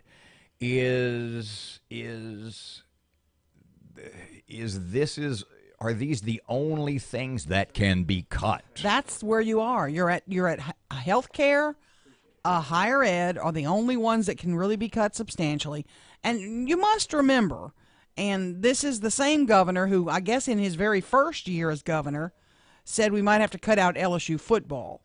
So, but what about the annual, which we knew was bogus? So, how much of it do you believe? But it's a number you've thrown out repeatedly, and bluntly put, I don't bother to memorize it because you have it right there at the tip of your tongue. This is the largest budget since Katrina? No matter what they'll tell you about cut, we've cut so much. Yes, our general fund budget, I think, if I have the number correctly, is over $30 billion. Right, and that's our biggest budget since '08. The '08 budget topped that only because of the influx of money from Katrina. That's my number one issue, and I can't get anyone to... I have had someone try to explain it to me, someone from that side who's not in government at the moment, but this person told me, Erin, you do have to take into account that the prices of things go up. You pay employees more. Your retiree costs you more. Your health care programs cost you more. I get that. But isn't that But you also have fewer people in the state. You might have to trim the budget a little. But isn't that the whole point? Is that at what point, and you've heard me say this 1,000 times, we pay the people who work for us far more than we pay ourselves. Yes, we do. I don't know about your pension. I don't know about mine, but I think state workers is just a little better. But you also pay more. You pay more for vehicles now, and I get that. The cost of things does go up. But you still have to find ways to trim. Oh, I work for this state. It's bare bones. I don't know what to do. 749, 101.7 FM, 710 KEEL traffic and traffic and weather updates right now. Here's Ruben. We have reports of a major accident on Bell Street near Greenwood Road, and we're looking at some heavy backed up traffic on I-20 westbound. Starting at Spring and Market, it's backed up past Airline Drive right now. Watch your speed on I-49, and if you have anything to report to us, give us a call at our Planet Fitness traffic hotline, 687 Road. Here's your KeelAccuWeather.com forecast. Kind of sunny and warm again today. The high later today of about 80. Right now, 57 degrees at KEEL. Your Money Now time.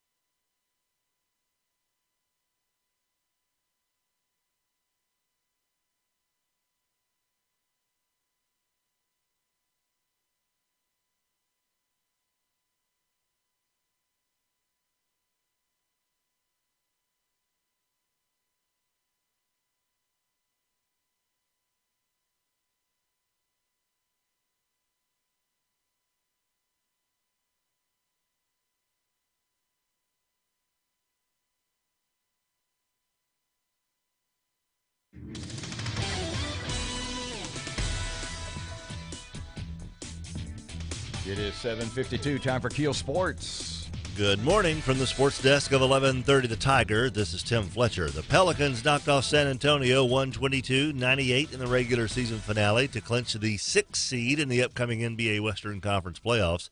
Anthony Davis once again led the way with 22 points and 15 rebounds for New Orleans, who will enter postseason play on a 5-game winning streak.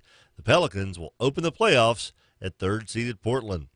The Angels completed a sweep of the Rangers with a 7-2 win last night, making Texas the first team in Major League Baseball with 10 losses. It was an especially painful loss for the Rangers. Starting shortstop Elvis Andrus took a pitch off his elbow and suffered a fracture, which will put him on the shelf for a while. Minnesota's Max Kepler had 2 home runs, including clobbering a walk-off solo homer with 2 outs in the bottom of the 9th in the Twins' 9-8 win over Houston. The Astros battled back from an 8-1 deficit to tie the game in the top of the 9th. Former LSU Tiger Alex Bregman had 4 hits and his first homer of the season in the loss. From the sports desk of 1130 The Tiger, this is Tim Fletcher.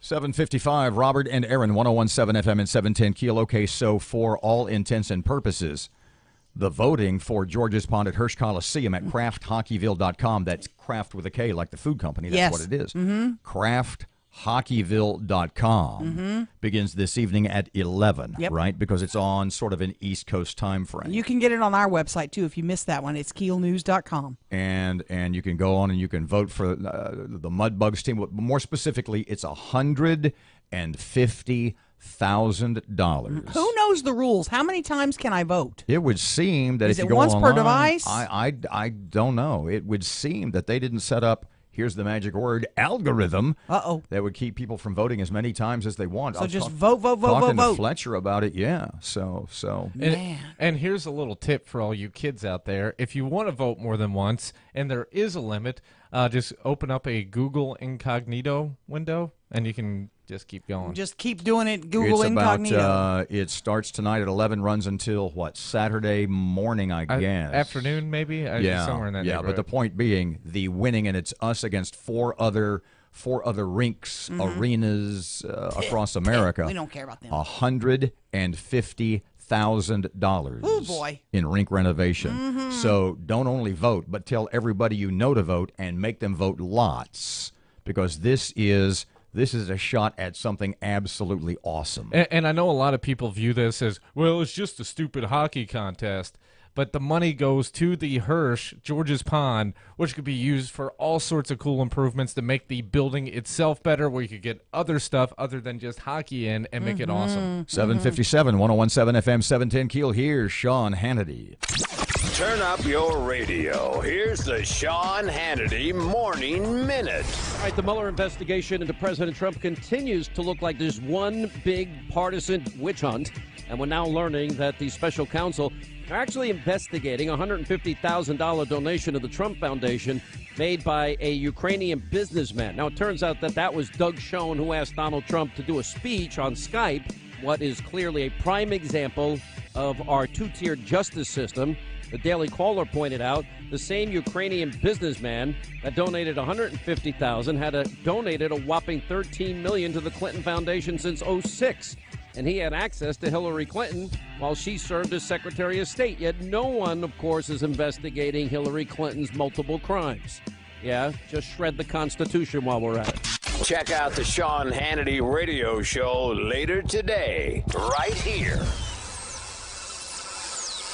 Like so many of you, I suffer from insomnia, but I'm doing better than ever thanks to my friends at MyPillow and my friend Mike Lindell. Now, not only do I fall asleep faster, but I stay asleep longer, and now you can too. It's really simple. Just go to MyPillow.com or call toll-free 800-919-6090. Use the promo code Hannity, and you get one of Mike's best offers ever, his special 4-pack. You get over 50% off 2 MyPillow premiums and 2 Go Anywhere pillows. MyPillow is made in the USA, has an unconditional 60-day money-back guarantee, and a 10-year warranty. Just go to MyPillow.com or call 800-919-6090.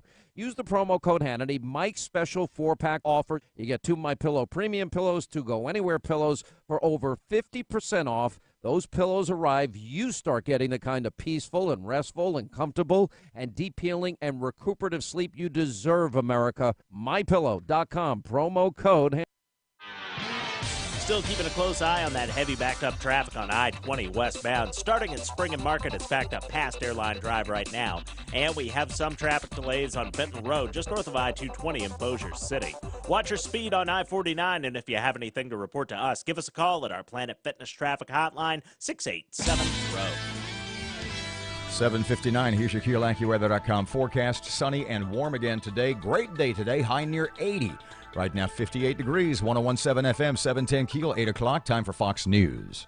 Breaking news and trending talk. This is 1017 FM and 710 Keel. KEEL, Shreveport.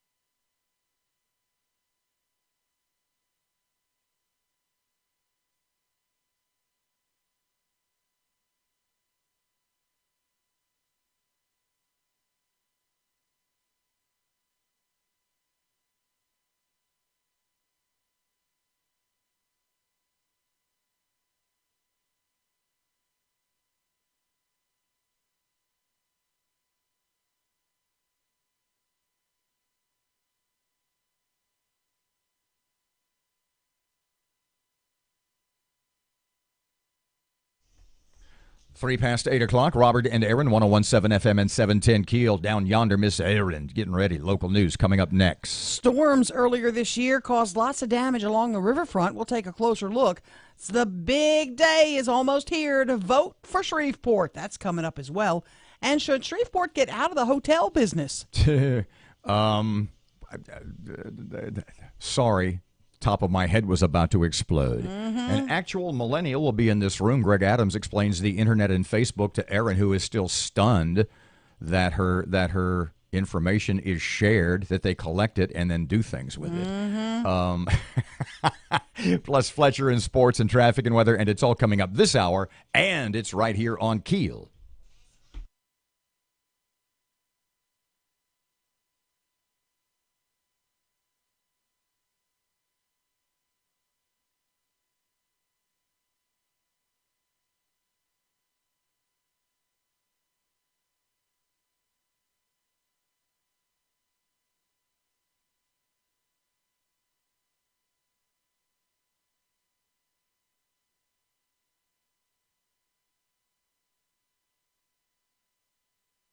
And 710 Keel. Your Keel cash code word is... Today, your Keel cash code word is... fingers. No, it's not fingers. It's not fingers? What is it?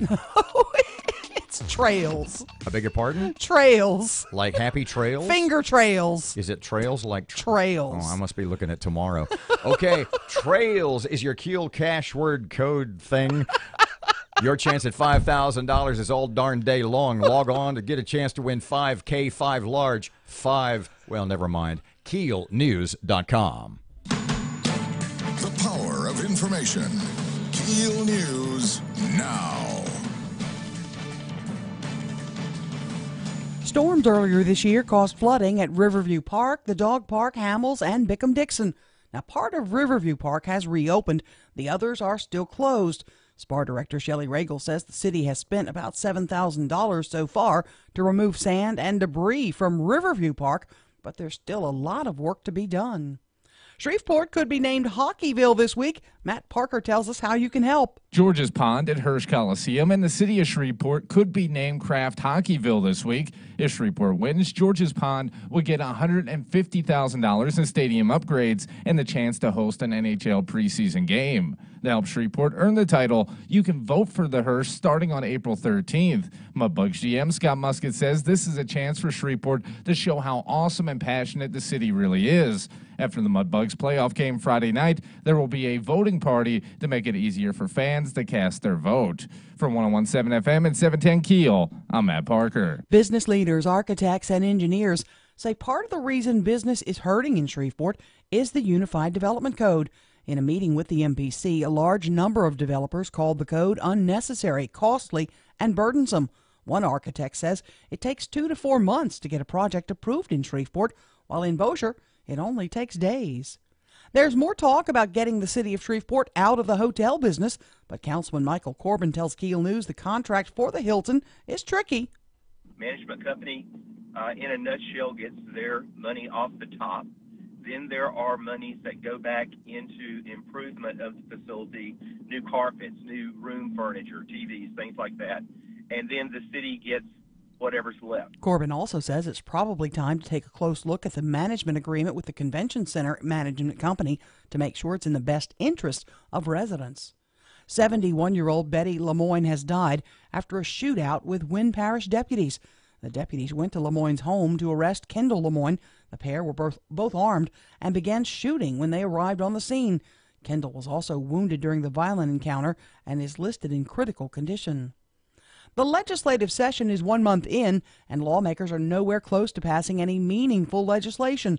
Observers say the milquetoast session has had very little highlights so far.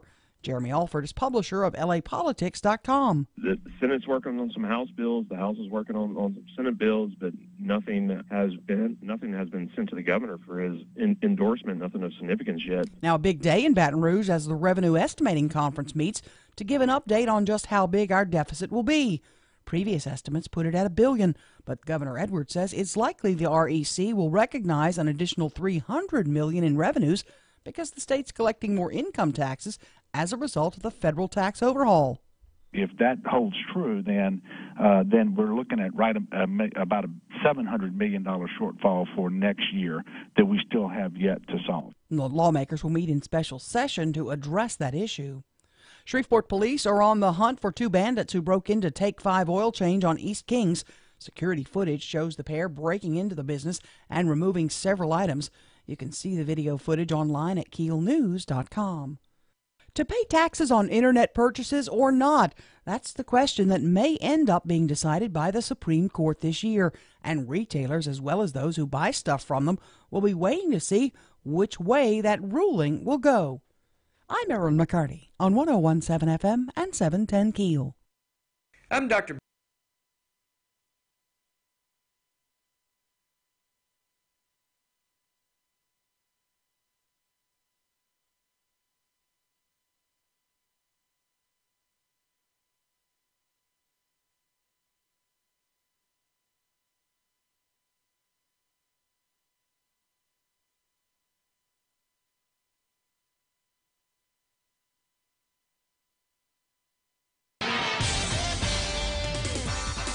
9 past 8 o'clock, 101.7 FM and 710 KEEL. Time for traffic. Latest stuff. Here's Ruben. We have reports of a major accident on Bell Street near Greenwood Road, and we're looking at some heavy backed up traffic on I-20 westbound. Starting at Spring and Market, it's backed up past Airline Drive right now. Watch your speed on I-49, and if you have anything to report to us, give us a call at our Planet Fitness Traffic Hotline, 687-ROAD.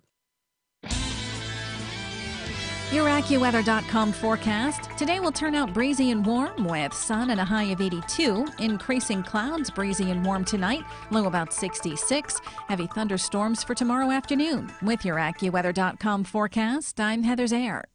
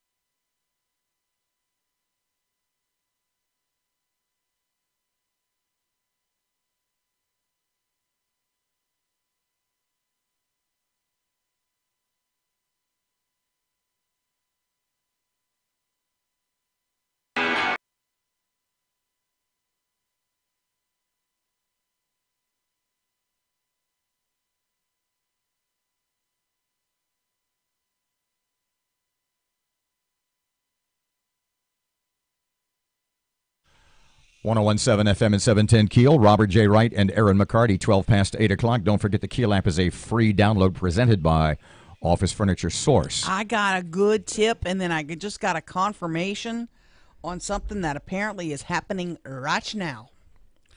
I know what you're going to talk about. I think this is about time. Let me preface the information you're about to pass along. Because I get so mad. With the following story.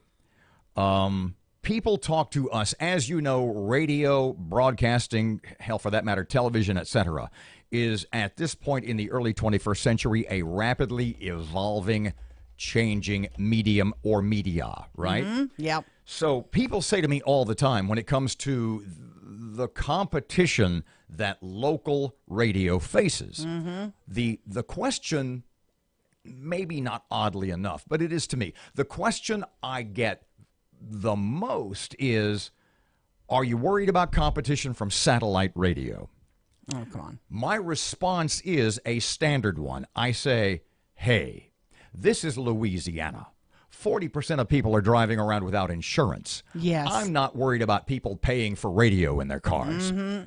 I'm glad you brought that figure up. That being the case, because we have the highest insurance rates in the country because we have so many people uninsured. And because so please, can I bow to state police this morning? Because of the drunk people south of I-10. I am so thrilled to hear that they have what is called a license plate reader.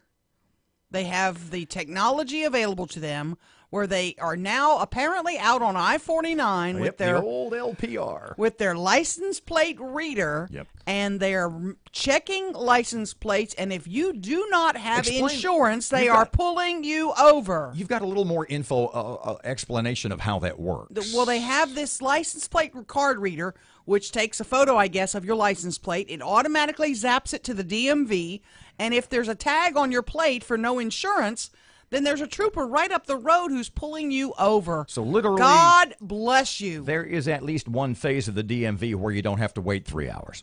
Exactly. Exactly. This part of the DMV works like a charm. And where is that going on this morning? This apparently is going on I-49 between 70th Street. I'm just giving you a warning. Uninsured drivers. I-49 between 70th and I-20. See, here's the interesting point. Stay off my damn interstate or get insurance. We were kind of arguing off the air about whether or not she wanted to mention this. Yeah. Simply because that kind of gives people a warning. And I'm not sure if you're driving around with that, you might be listening. Yeah. And your insurance might be lapsed, expired. You just don't. So if you have insurance, just stay off Line Avenue because that's where they're going to be driving. Yeah. All the uninsured guys are going to go divert over to The point Line I'm Avenue. making is I would hate to think that someone is able to evade the long arm of John Law. I know. Because you gave them a heads but up. I just want to, pat on the back to state police for doing this. I think it's a long time coming. I think we need to crack down on these bozos who don't buy insurance because that's why you and I, who have great driving records, pay through the You pay a beep lot.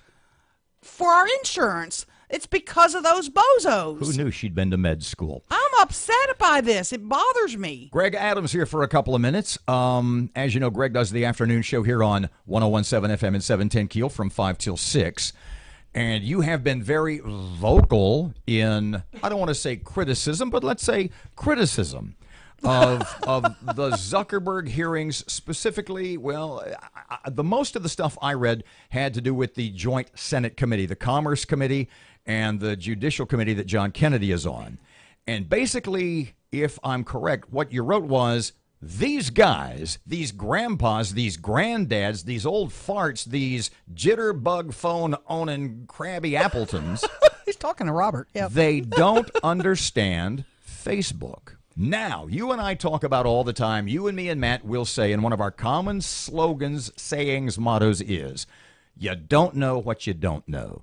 So, from the point of view of a millennial, what is it in your mind that these old guys, these Edgar Buchanan on Petticoat Junctions, just don't get? Well, my issues actually with the hearings weren't so much that they don't get what they're talking about, because clearly they don't. But in fairness, they're put on committees that have to hear a lot of things that they're not experts in. So this isn't strange. This isn't unusual. What struck me was as they were getting answers to questions that they asked, they continued to cut off Zuckerberg when he was delivering the answer they asked for because they didn't understand the answer. And a few of them also took it upon themselves. The hearing was about one thing, and they decided to take it in multiple different directions because they didn't understand what they were talking about. Do you think that was it, or because they were trying to get answers to comments for their own purposes? Not necessarily what, okay. But I mean, they were taking an opportunity. There is a serious problem. There was a serious malfunction in the social networking system. But instead of addressing that, they took this one opportunity they're probably going to get to go in 17 different directions because they don't even understand the actual problem itself, which is something that I've discovered through commenting on things like this on social media, on Facebook, on Twitter, is that even the users of these platforms don't even understand what the actual problem was. Okay, explain the problem. Well, what happened, and a lot of people are putting the blame on Facebook. Facebook is not criminal in any of this outside of potential negligence. Well, there's no real criminal activity on anybody's part. The biggest problem Facebook faces right now is that they had promised the FTC back in 2012 that they would take measures to protect people's privacy. And actually they did. If, in fact, they have, via these data mining folks, been sort of looking the other way. I guess my question is, has Zuckerberg sort of painted himself into a corner by saying, on one hand, we didn't know what was going on, we were tricked, we were outmaneuvered, when at the same time he promised the FTC back in 2012 that they'd take extra care to protect privacy. And they did. There were changes that were made to Facebook between 2013 and 2015 that eradicated what a lot of the issue that we have is now. Now, what is happening is that people are blaming Facebook for stealing their information. Facebook hasn't stolen anything. No. We've all provided the information to Facebook. Did you get the sense from watching the senators and the congressman yesterday that they like, you didn't feel like your information was stolen, No. but you did feel like you'd been violated. Yeah, sort of. But I signed up for that. When I go back and think. Now, there was actually some stolen data to be had, because what ended up happening was the company, the in-between, there was a third party between Facebook and Cambridge Analytica. SLC Elections. A guy who developed, well, this is even prior to that. This is, I can't remember his name off the top of my head, but he was actually at Cambridge University. He was a data analyst who has changed his name and now lives in California and is trying to do something completely different because he's got caught up in this.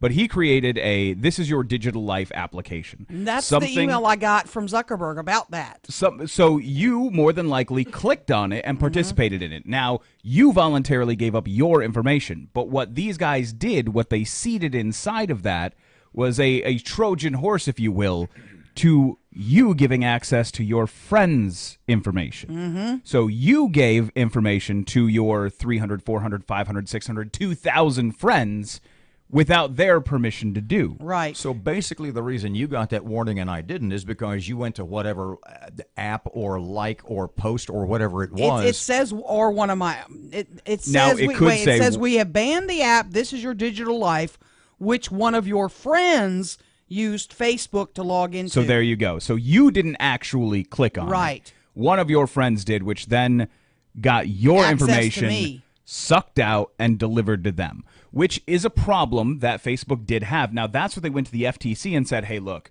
we've been given API rights and a lot of developer credits to these developers, thinking they're going to do the right thing. Clearly, they're not. We're shutting that down. It says that this app then shared all the information with Cambridge Analytica. Yes. Isn't there an irony in that Facebook, who has been taking Erin's and yours and mine, taking our collective information for a number of years and doing with it whatever they wanted, isn't there an irony that they, who were using information without telling me or you what they were doing with it, isn't there the irony is that somebody else did that and now they're upset about it? Well, the irony may be a little bit, but Facebook was upfront, and that's the biggest difference between this, is that Facebook is upfront the whole time telling you we're using your data. Now, when I go to buy Facebook advertising, this is the big difference too.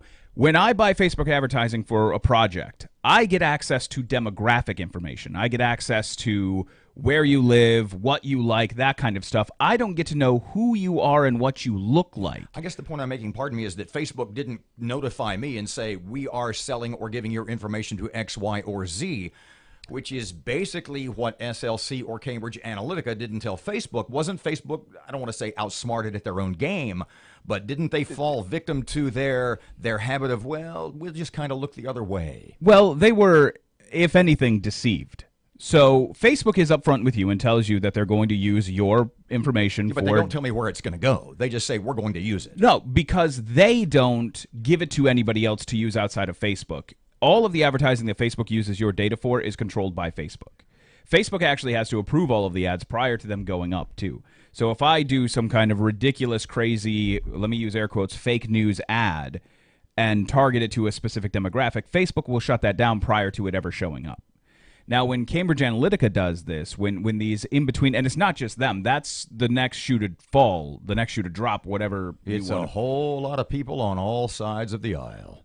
Yeah, which is one of the other things too. Now there's a big mess happening where people are lumping in other major campaigns like the Obama 2012 campaign, who actually worked with Facebook to play within the guidelines Meaning of Facebook gave them the info. Well, what they did is they went to Facebook and said, we want to buy $2 million worth of advertising. Isn't the biggest difference is that at some point between 2008 and 2012, 4 years that Zuckerberg conveniently left out of his official statement, isn't it that Facebook was giving the info to the Obama campaign, or at least their representatives? Catalyst, I think, is the name of the. What they were doing is they were doing a buy similar to what any of us could do. We could go purchase a lot of Facebook. I've purchased quite a bit of Facebook advertising just this year.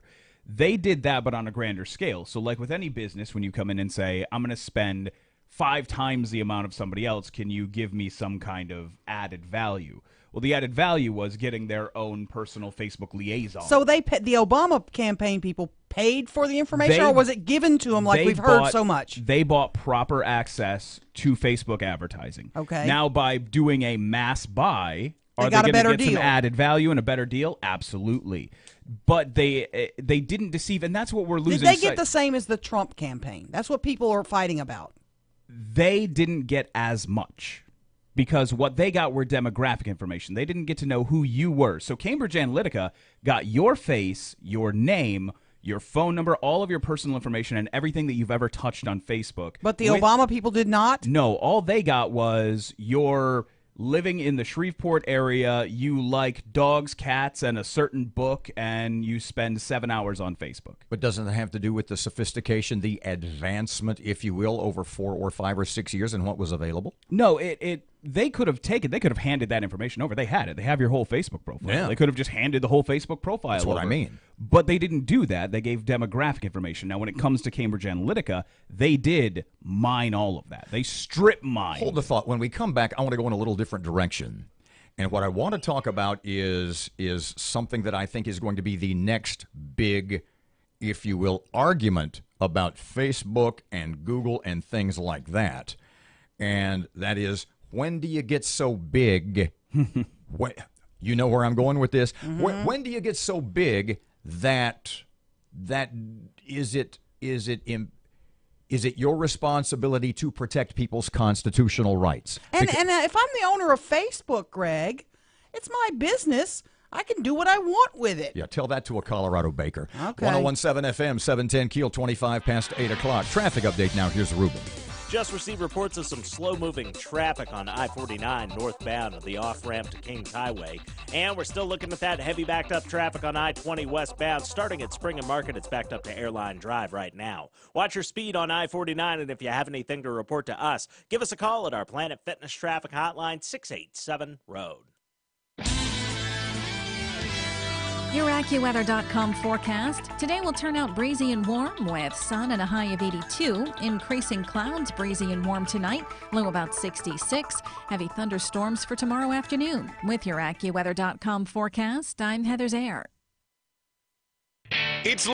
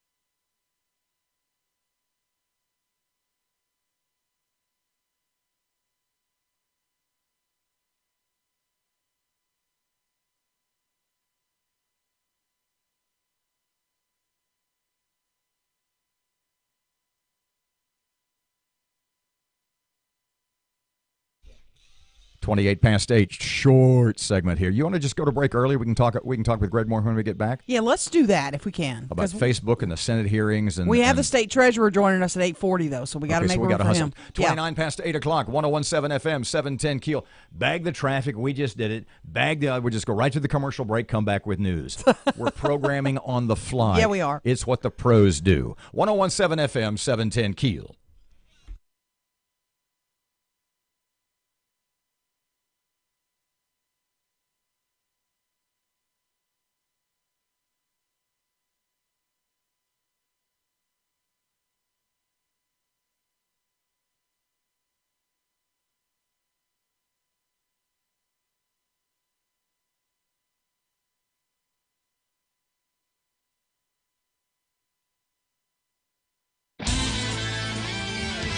Your AccuWeather.com forecast, mostly sunny today, turning breezy and warm with a high of 82, increasing clouds, breezy and warm tonight, low about 66 degrees. With your AccuWeather.com forecast, I'm meteorologist Heather Zayart.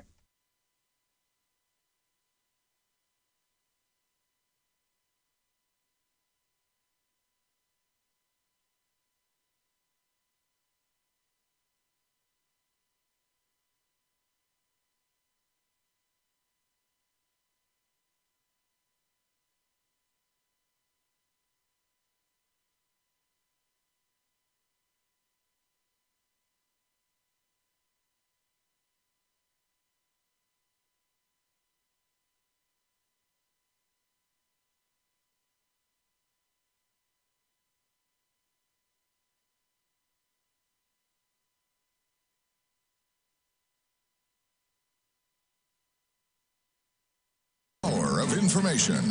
KEEL News now. George's Pond at Hirsch Coliseum and the city could be named Kraft Hockeyville this week.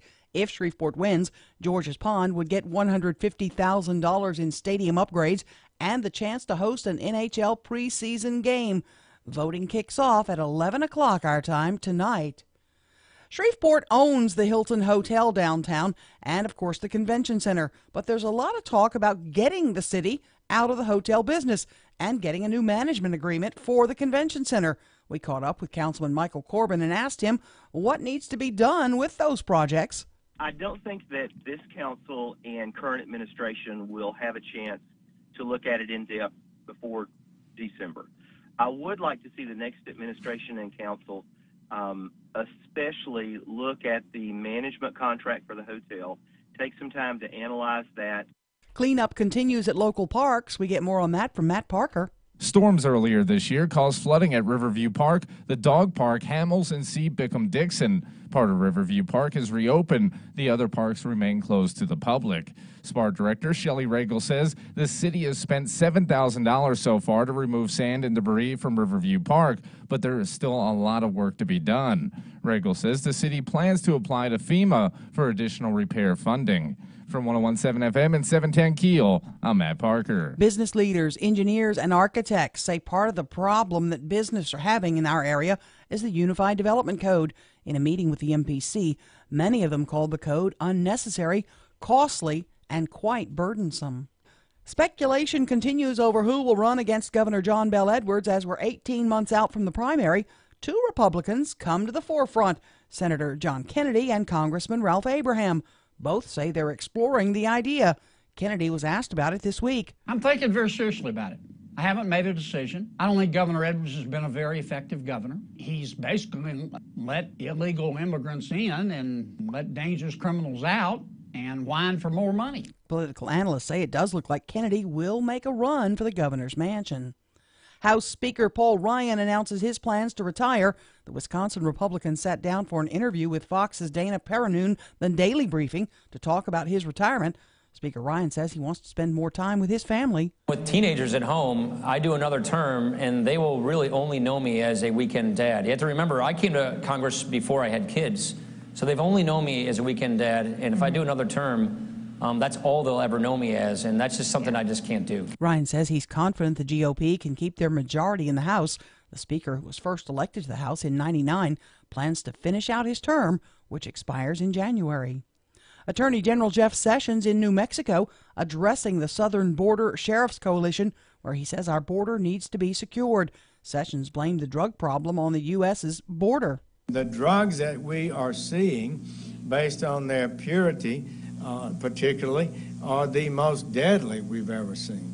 This country has never seen the kind of deaths that we're seeing. The Attorney General also spoke about the need for the National Guard on the border. The Yankees' Tyler Austin charges the mound after a pitch from Red Sox Joe Kelly hits him in the 7th inning, leading to a benches-clearing brawl.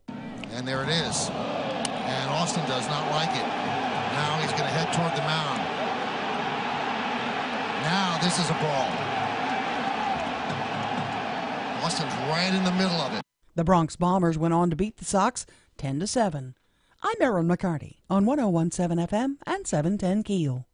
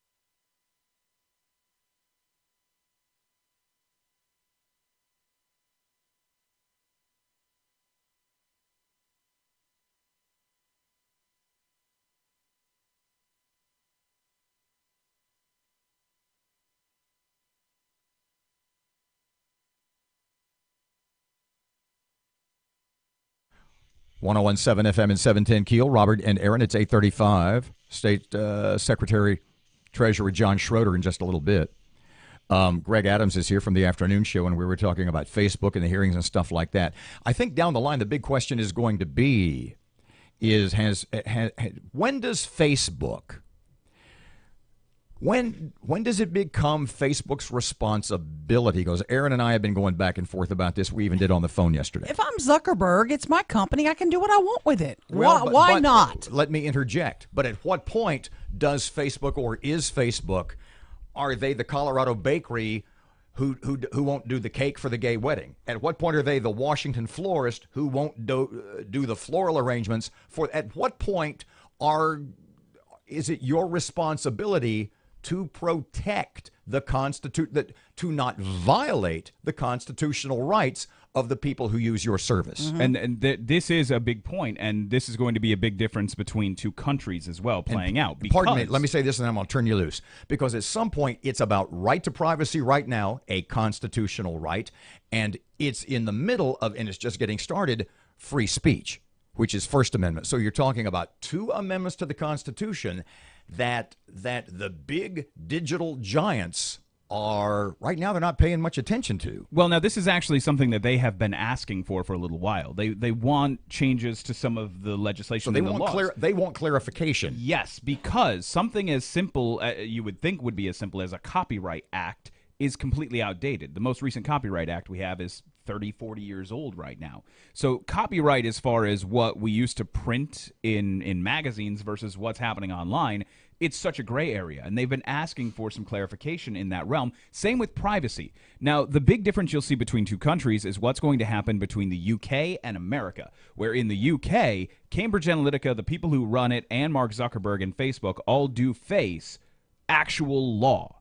They have violated potentially actual laws that are on the books, things that we have never gotten to in America. They have moved so much further and faster ahead of us as far as digital legislation goes in the UK that there is going to be, and that's why Mark Zuckerberg is more than happy to come talk to Congress, but not Parliament. How long is it going to be before somebody says, before there's a great big lawsuit against Facebook? Or is this what they're trying to head off, saying you violated my constitutional right to privacy, you violated my First Amendment right to freedom of speech? And they're going to say, and is it going to be, will the argument be the equivalent of, hey, you can't, if you're a landlord, that doesn't mean you can't rent to black people just because you own the building?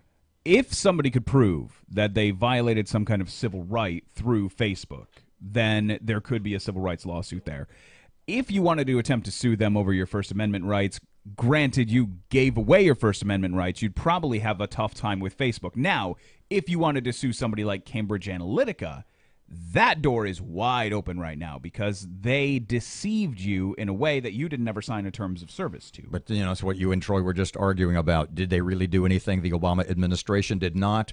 And the whole time was Facebook kind of looking the other way going, we don't know nothing. And what we did just discuss was the Obama administration created an app that allowed you to sign in through Facebook, and then you gave permission to it. You had to click the button to give permission to share posts to other people on your behalf. Big question is, has Zuckerberg, as I stated earlier, we got to run in just a second. Thank you so much. Has Zuckerberg painted himself into a corner with the FTC by claiming not to know anything? No, because after the point that he said they were going to make changes, they did actually make changes. Other people made changes around them at the same time and were able to, like you said before, beat them to the punch on some things, but they did actually make changes. Got to go, kids. Greg Adams, weekday afternoons here on KEEL 5 till 6. Thank you for your time. He's a dreaded millennial. 839, 1017 FM, 710 KEEL. Treasury Secretary John Schroeder next. Right now, traffic update. Here's Ruben. Still keeping a close eye on that heavy backed up traffic on I-20 westbound. Starting at Spring and Market, it's backed up to Airline Drive right now. And we have some traffic delays on Barksdale Boulevard near Westgate Drive in Bossier City. Watch your speed on I-49, and if you have anything to report to us, please give us a call at our Planet Fitness Traffic Hotline. That's 687-ROAD. Your AccuWeather.com forecast, mostly sunny today, turning breezy and warm with a high of 82, increasing clouds, breezy and warm tonight, low about 66 degrees. With your AccuWeather.com forecast, I'm meteorologist Heather Zayart.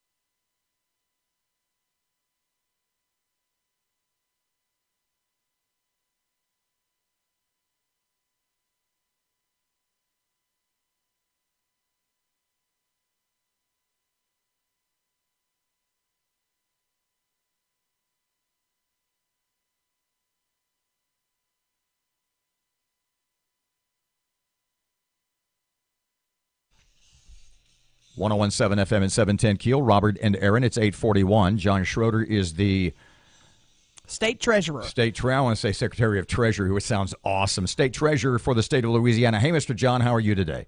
Good morning, guys. How y'all? So you are in town today? Let me give you a warning, because you're going to the Lions Club in Bossier City today for noon speech.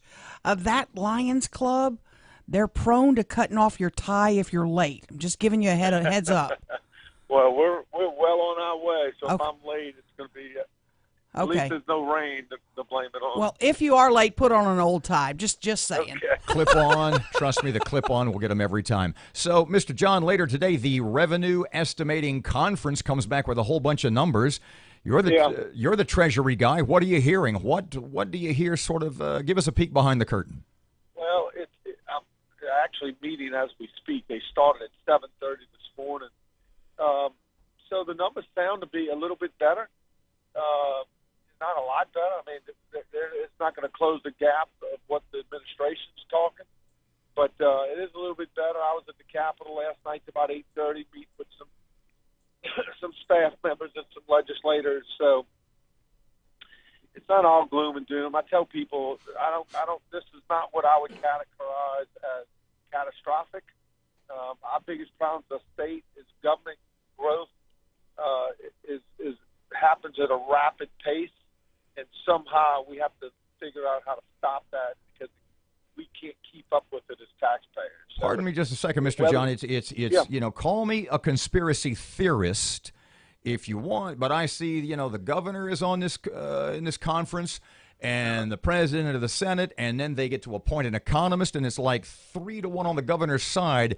Yeah. Is there any concern on your part that the numbers are the real numbers? Well, they're going to be close because you have several different economists, and they have to vote to pick which one, but it gets you in the ballpark. It still doesn't change my opinion on what the core problem with state government is. And what's that? Not just state government, the federal government, local government, all government.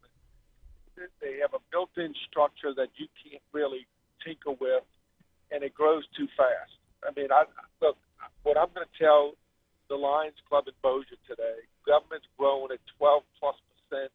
Your personal growth is somewhere between 2.9 and 3%.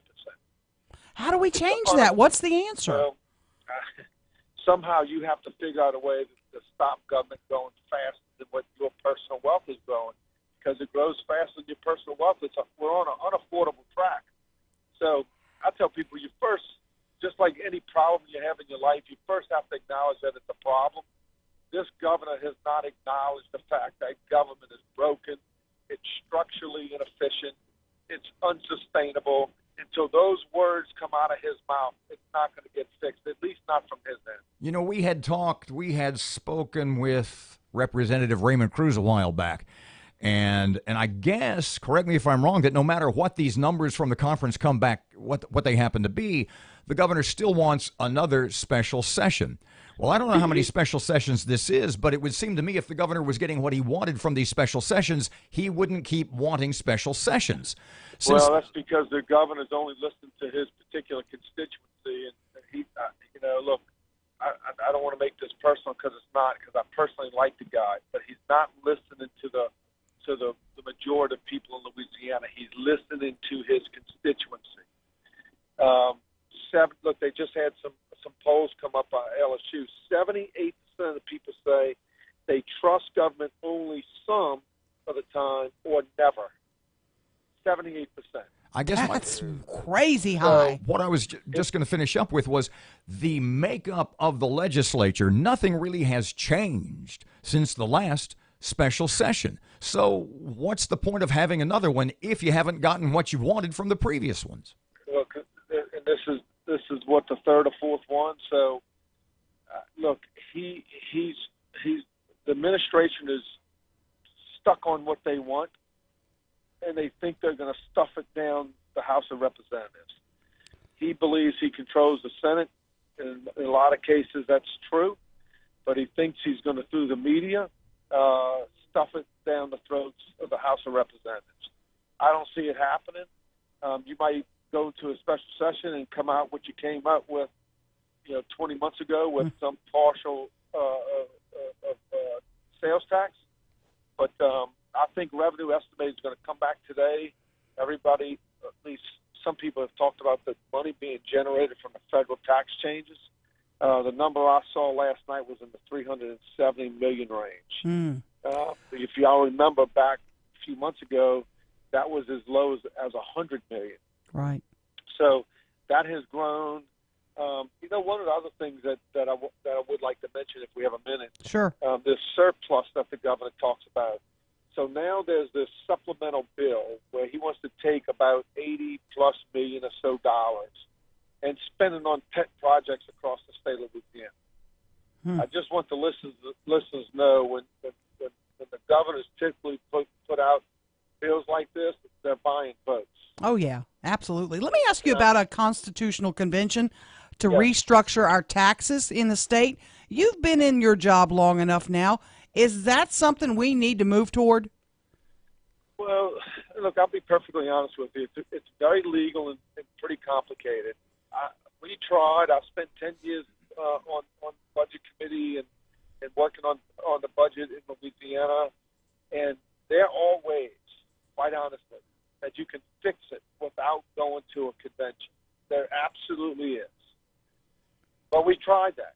Tried it for 10 years. Hadn't worked. Mm-hmm. So then I switched and said, you know what?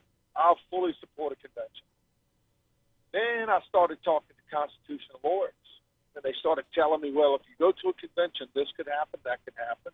These are possibilities. And unless it's very limited, and let me give you an example. I think it's very good that you have to have a 2/3 vote to get a tax through the legislature. That's in the Constitution. What I'm starting to fear is what will we lose? Not only there are things to gain, but there are some things to lose. And is it worth going to a convention to do it? Because everybody makes a big deal about the legislature not agreeing. Well, I don't know if that's necessarily a bad thing. I don't think I've been married 33 years next month. My wife and I have disagreed about a lot of things over 33 years. We're still married. She still loves me very much. I still love her very much. And that's the process of the legislature. The legislature has checks and balances. Right. People said we wasted all this money in a special session. No, we didn't. They didn't raise $1 billion in taxes. The governor called the legislature in session. The legislature didn't call themselves. Treasurer, is the governor, is he a one-term governor in your view? Look, again, I like the guy. I don't like his policy. If it's up to me, absolutely, because I think you need some very proactive people in government right now that turns this thing upside down, spins it around, and has it come out looking like something else. Now, let me ask y'all are pretty involved talk show hosts. Name me one thing that this administration has done that makes you believe that we're trying to reinvent government and how we deliver services. Name one thing. Oh boy, I'd have to think about that a minute. I defer to the crickets. Yeah. Yeah. So let me just tell you, I've been in office for almost 5 months, and I could give you a list of things that we're looking at to restructure, to catch up with the new way of doing things, whether it be technology, whatever. I was on the phone with some folks out of Detroit or I don't know where they were from, and I told them, I said, look, I want to know what I'm doing, what this department's doing wrong, what your perception is, and what can I fix.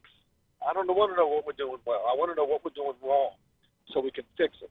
I don't hear this administration talk about how we're going to fix the waste, how we're going to stop the abuse.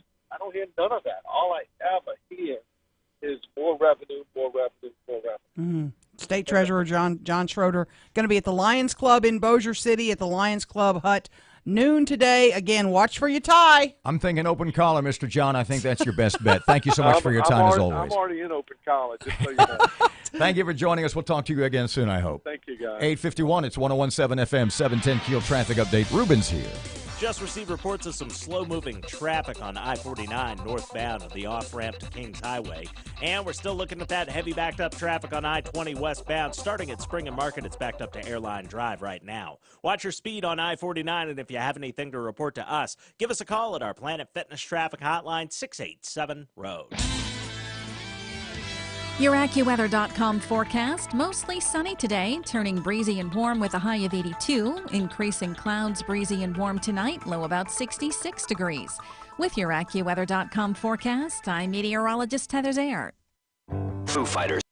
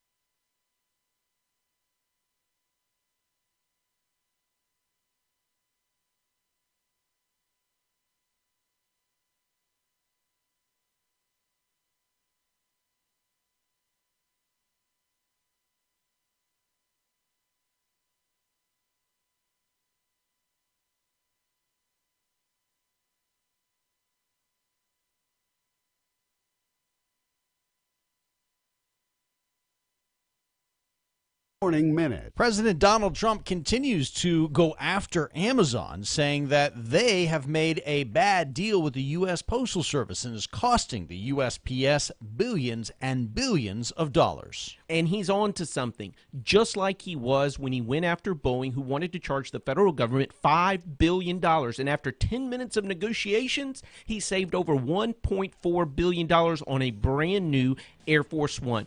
Amazon is no different. Remember that President Donald Trump sees everything as a negotiation. This is no different. American Ground Radio, where building a better America begins with building a better us. Return each weeknight from 6 to 7 p.m. with Louis R. Abalone and Stephen Parr on 101.7 FM and 710 KEEL, and streaming live at KEELnews.com.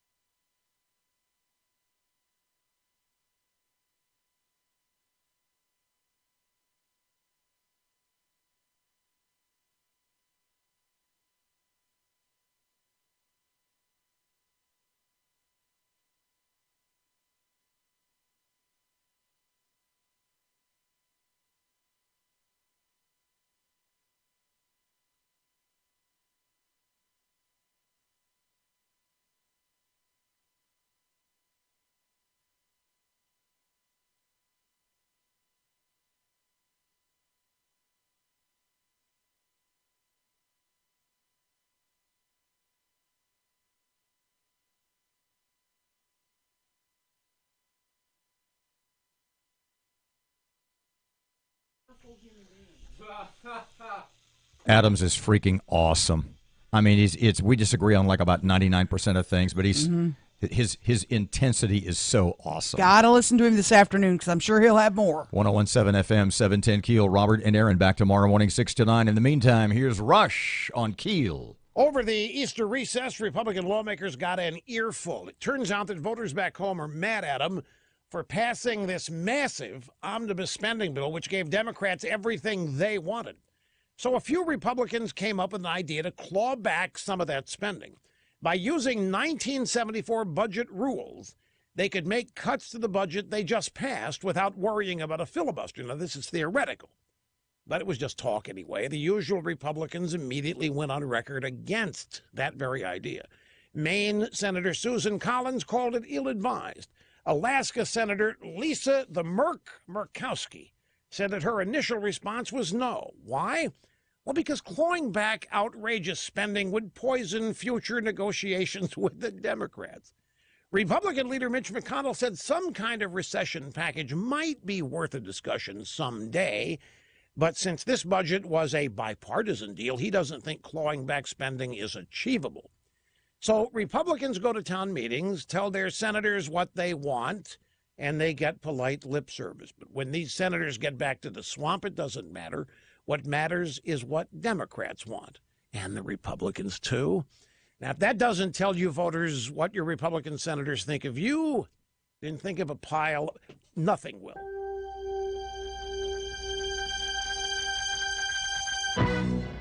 KEEL KEEL's Top Cop. It's our salute to area law enforcement officers who go above and beyond the call of duty. We want you to send us stories of officers who deserve an extra pat on the back. Maybe an officer changed your tire or spent extra time talking to your youngster. We even want to know about officers who do good deeds while off duty. Let us share these great stories, but we need to know about them. If you want to say thanks to a police officer, deputy, or state trooper, log on to KEELnews.com and click on the Top Cop link. Download the KEEL app on your phone and click on Submit Photo or Video. Then tell us your story. We say thanks with KEEL's Top Cop, 1017 FM and 710 KEEL. We have reports of a minor accident on East 70th Street near East Kings Highway, and we're still looking at some backed up traffic on I-20 westbound. Starting at Spring and Market, it's backed up to Airline Drive right now. Watch your speed on I-49, and if you have anything to report to us, give us a call at our Planet Fitness Traffic Hotline, 687-ROAD.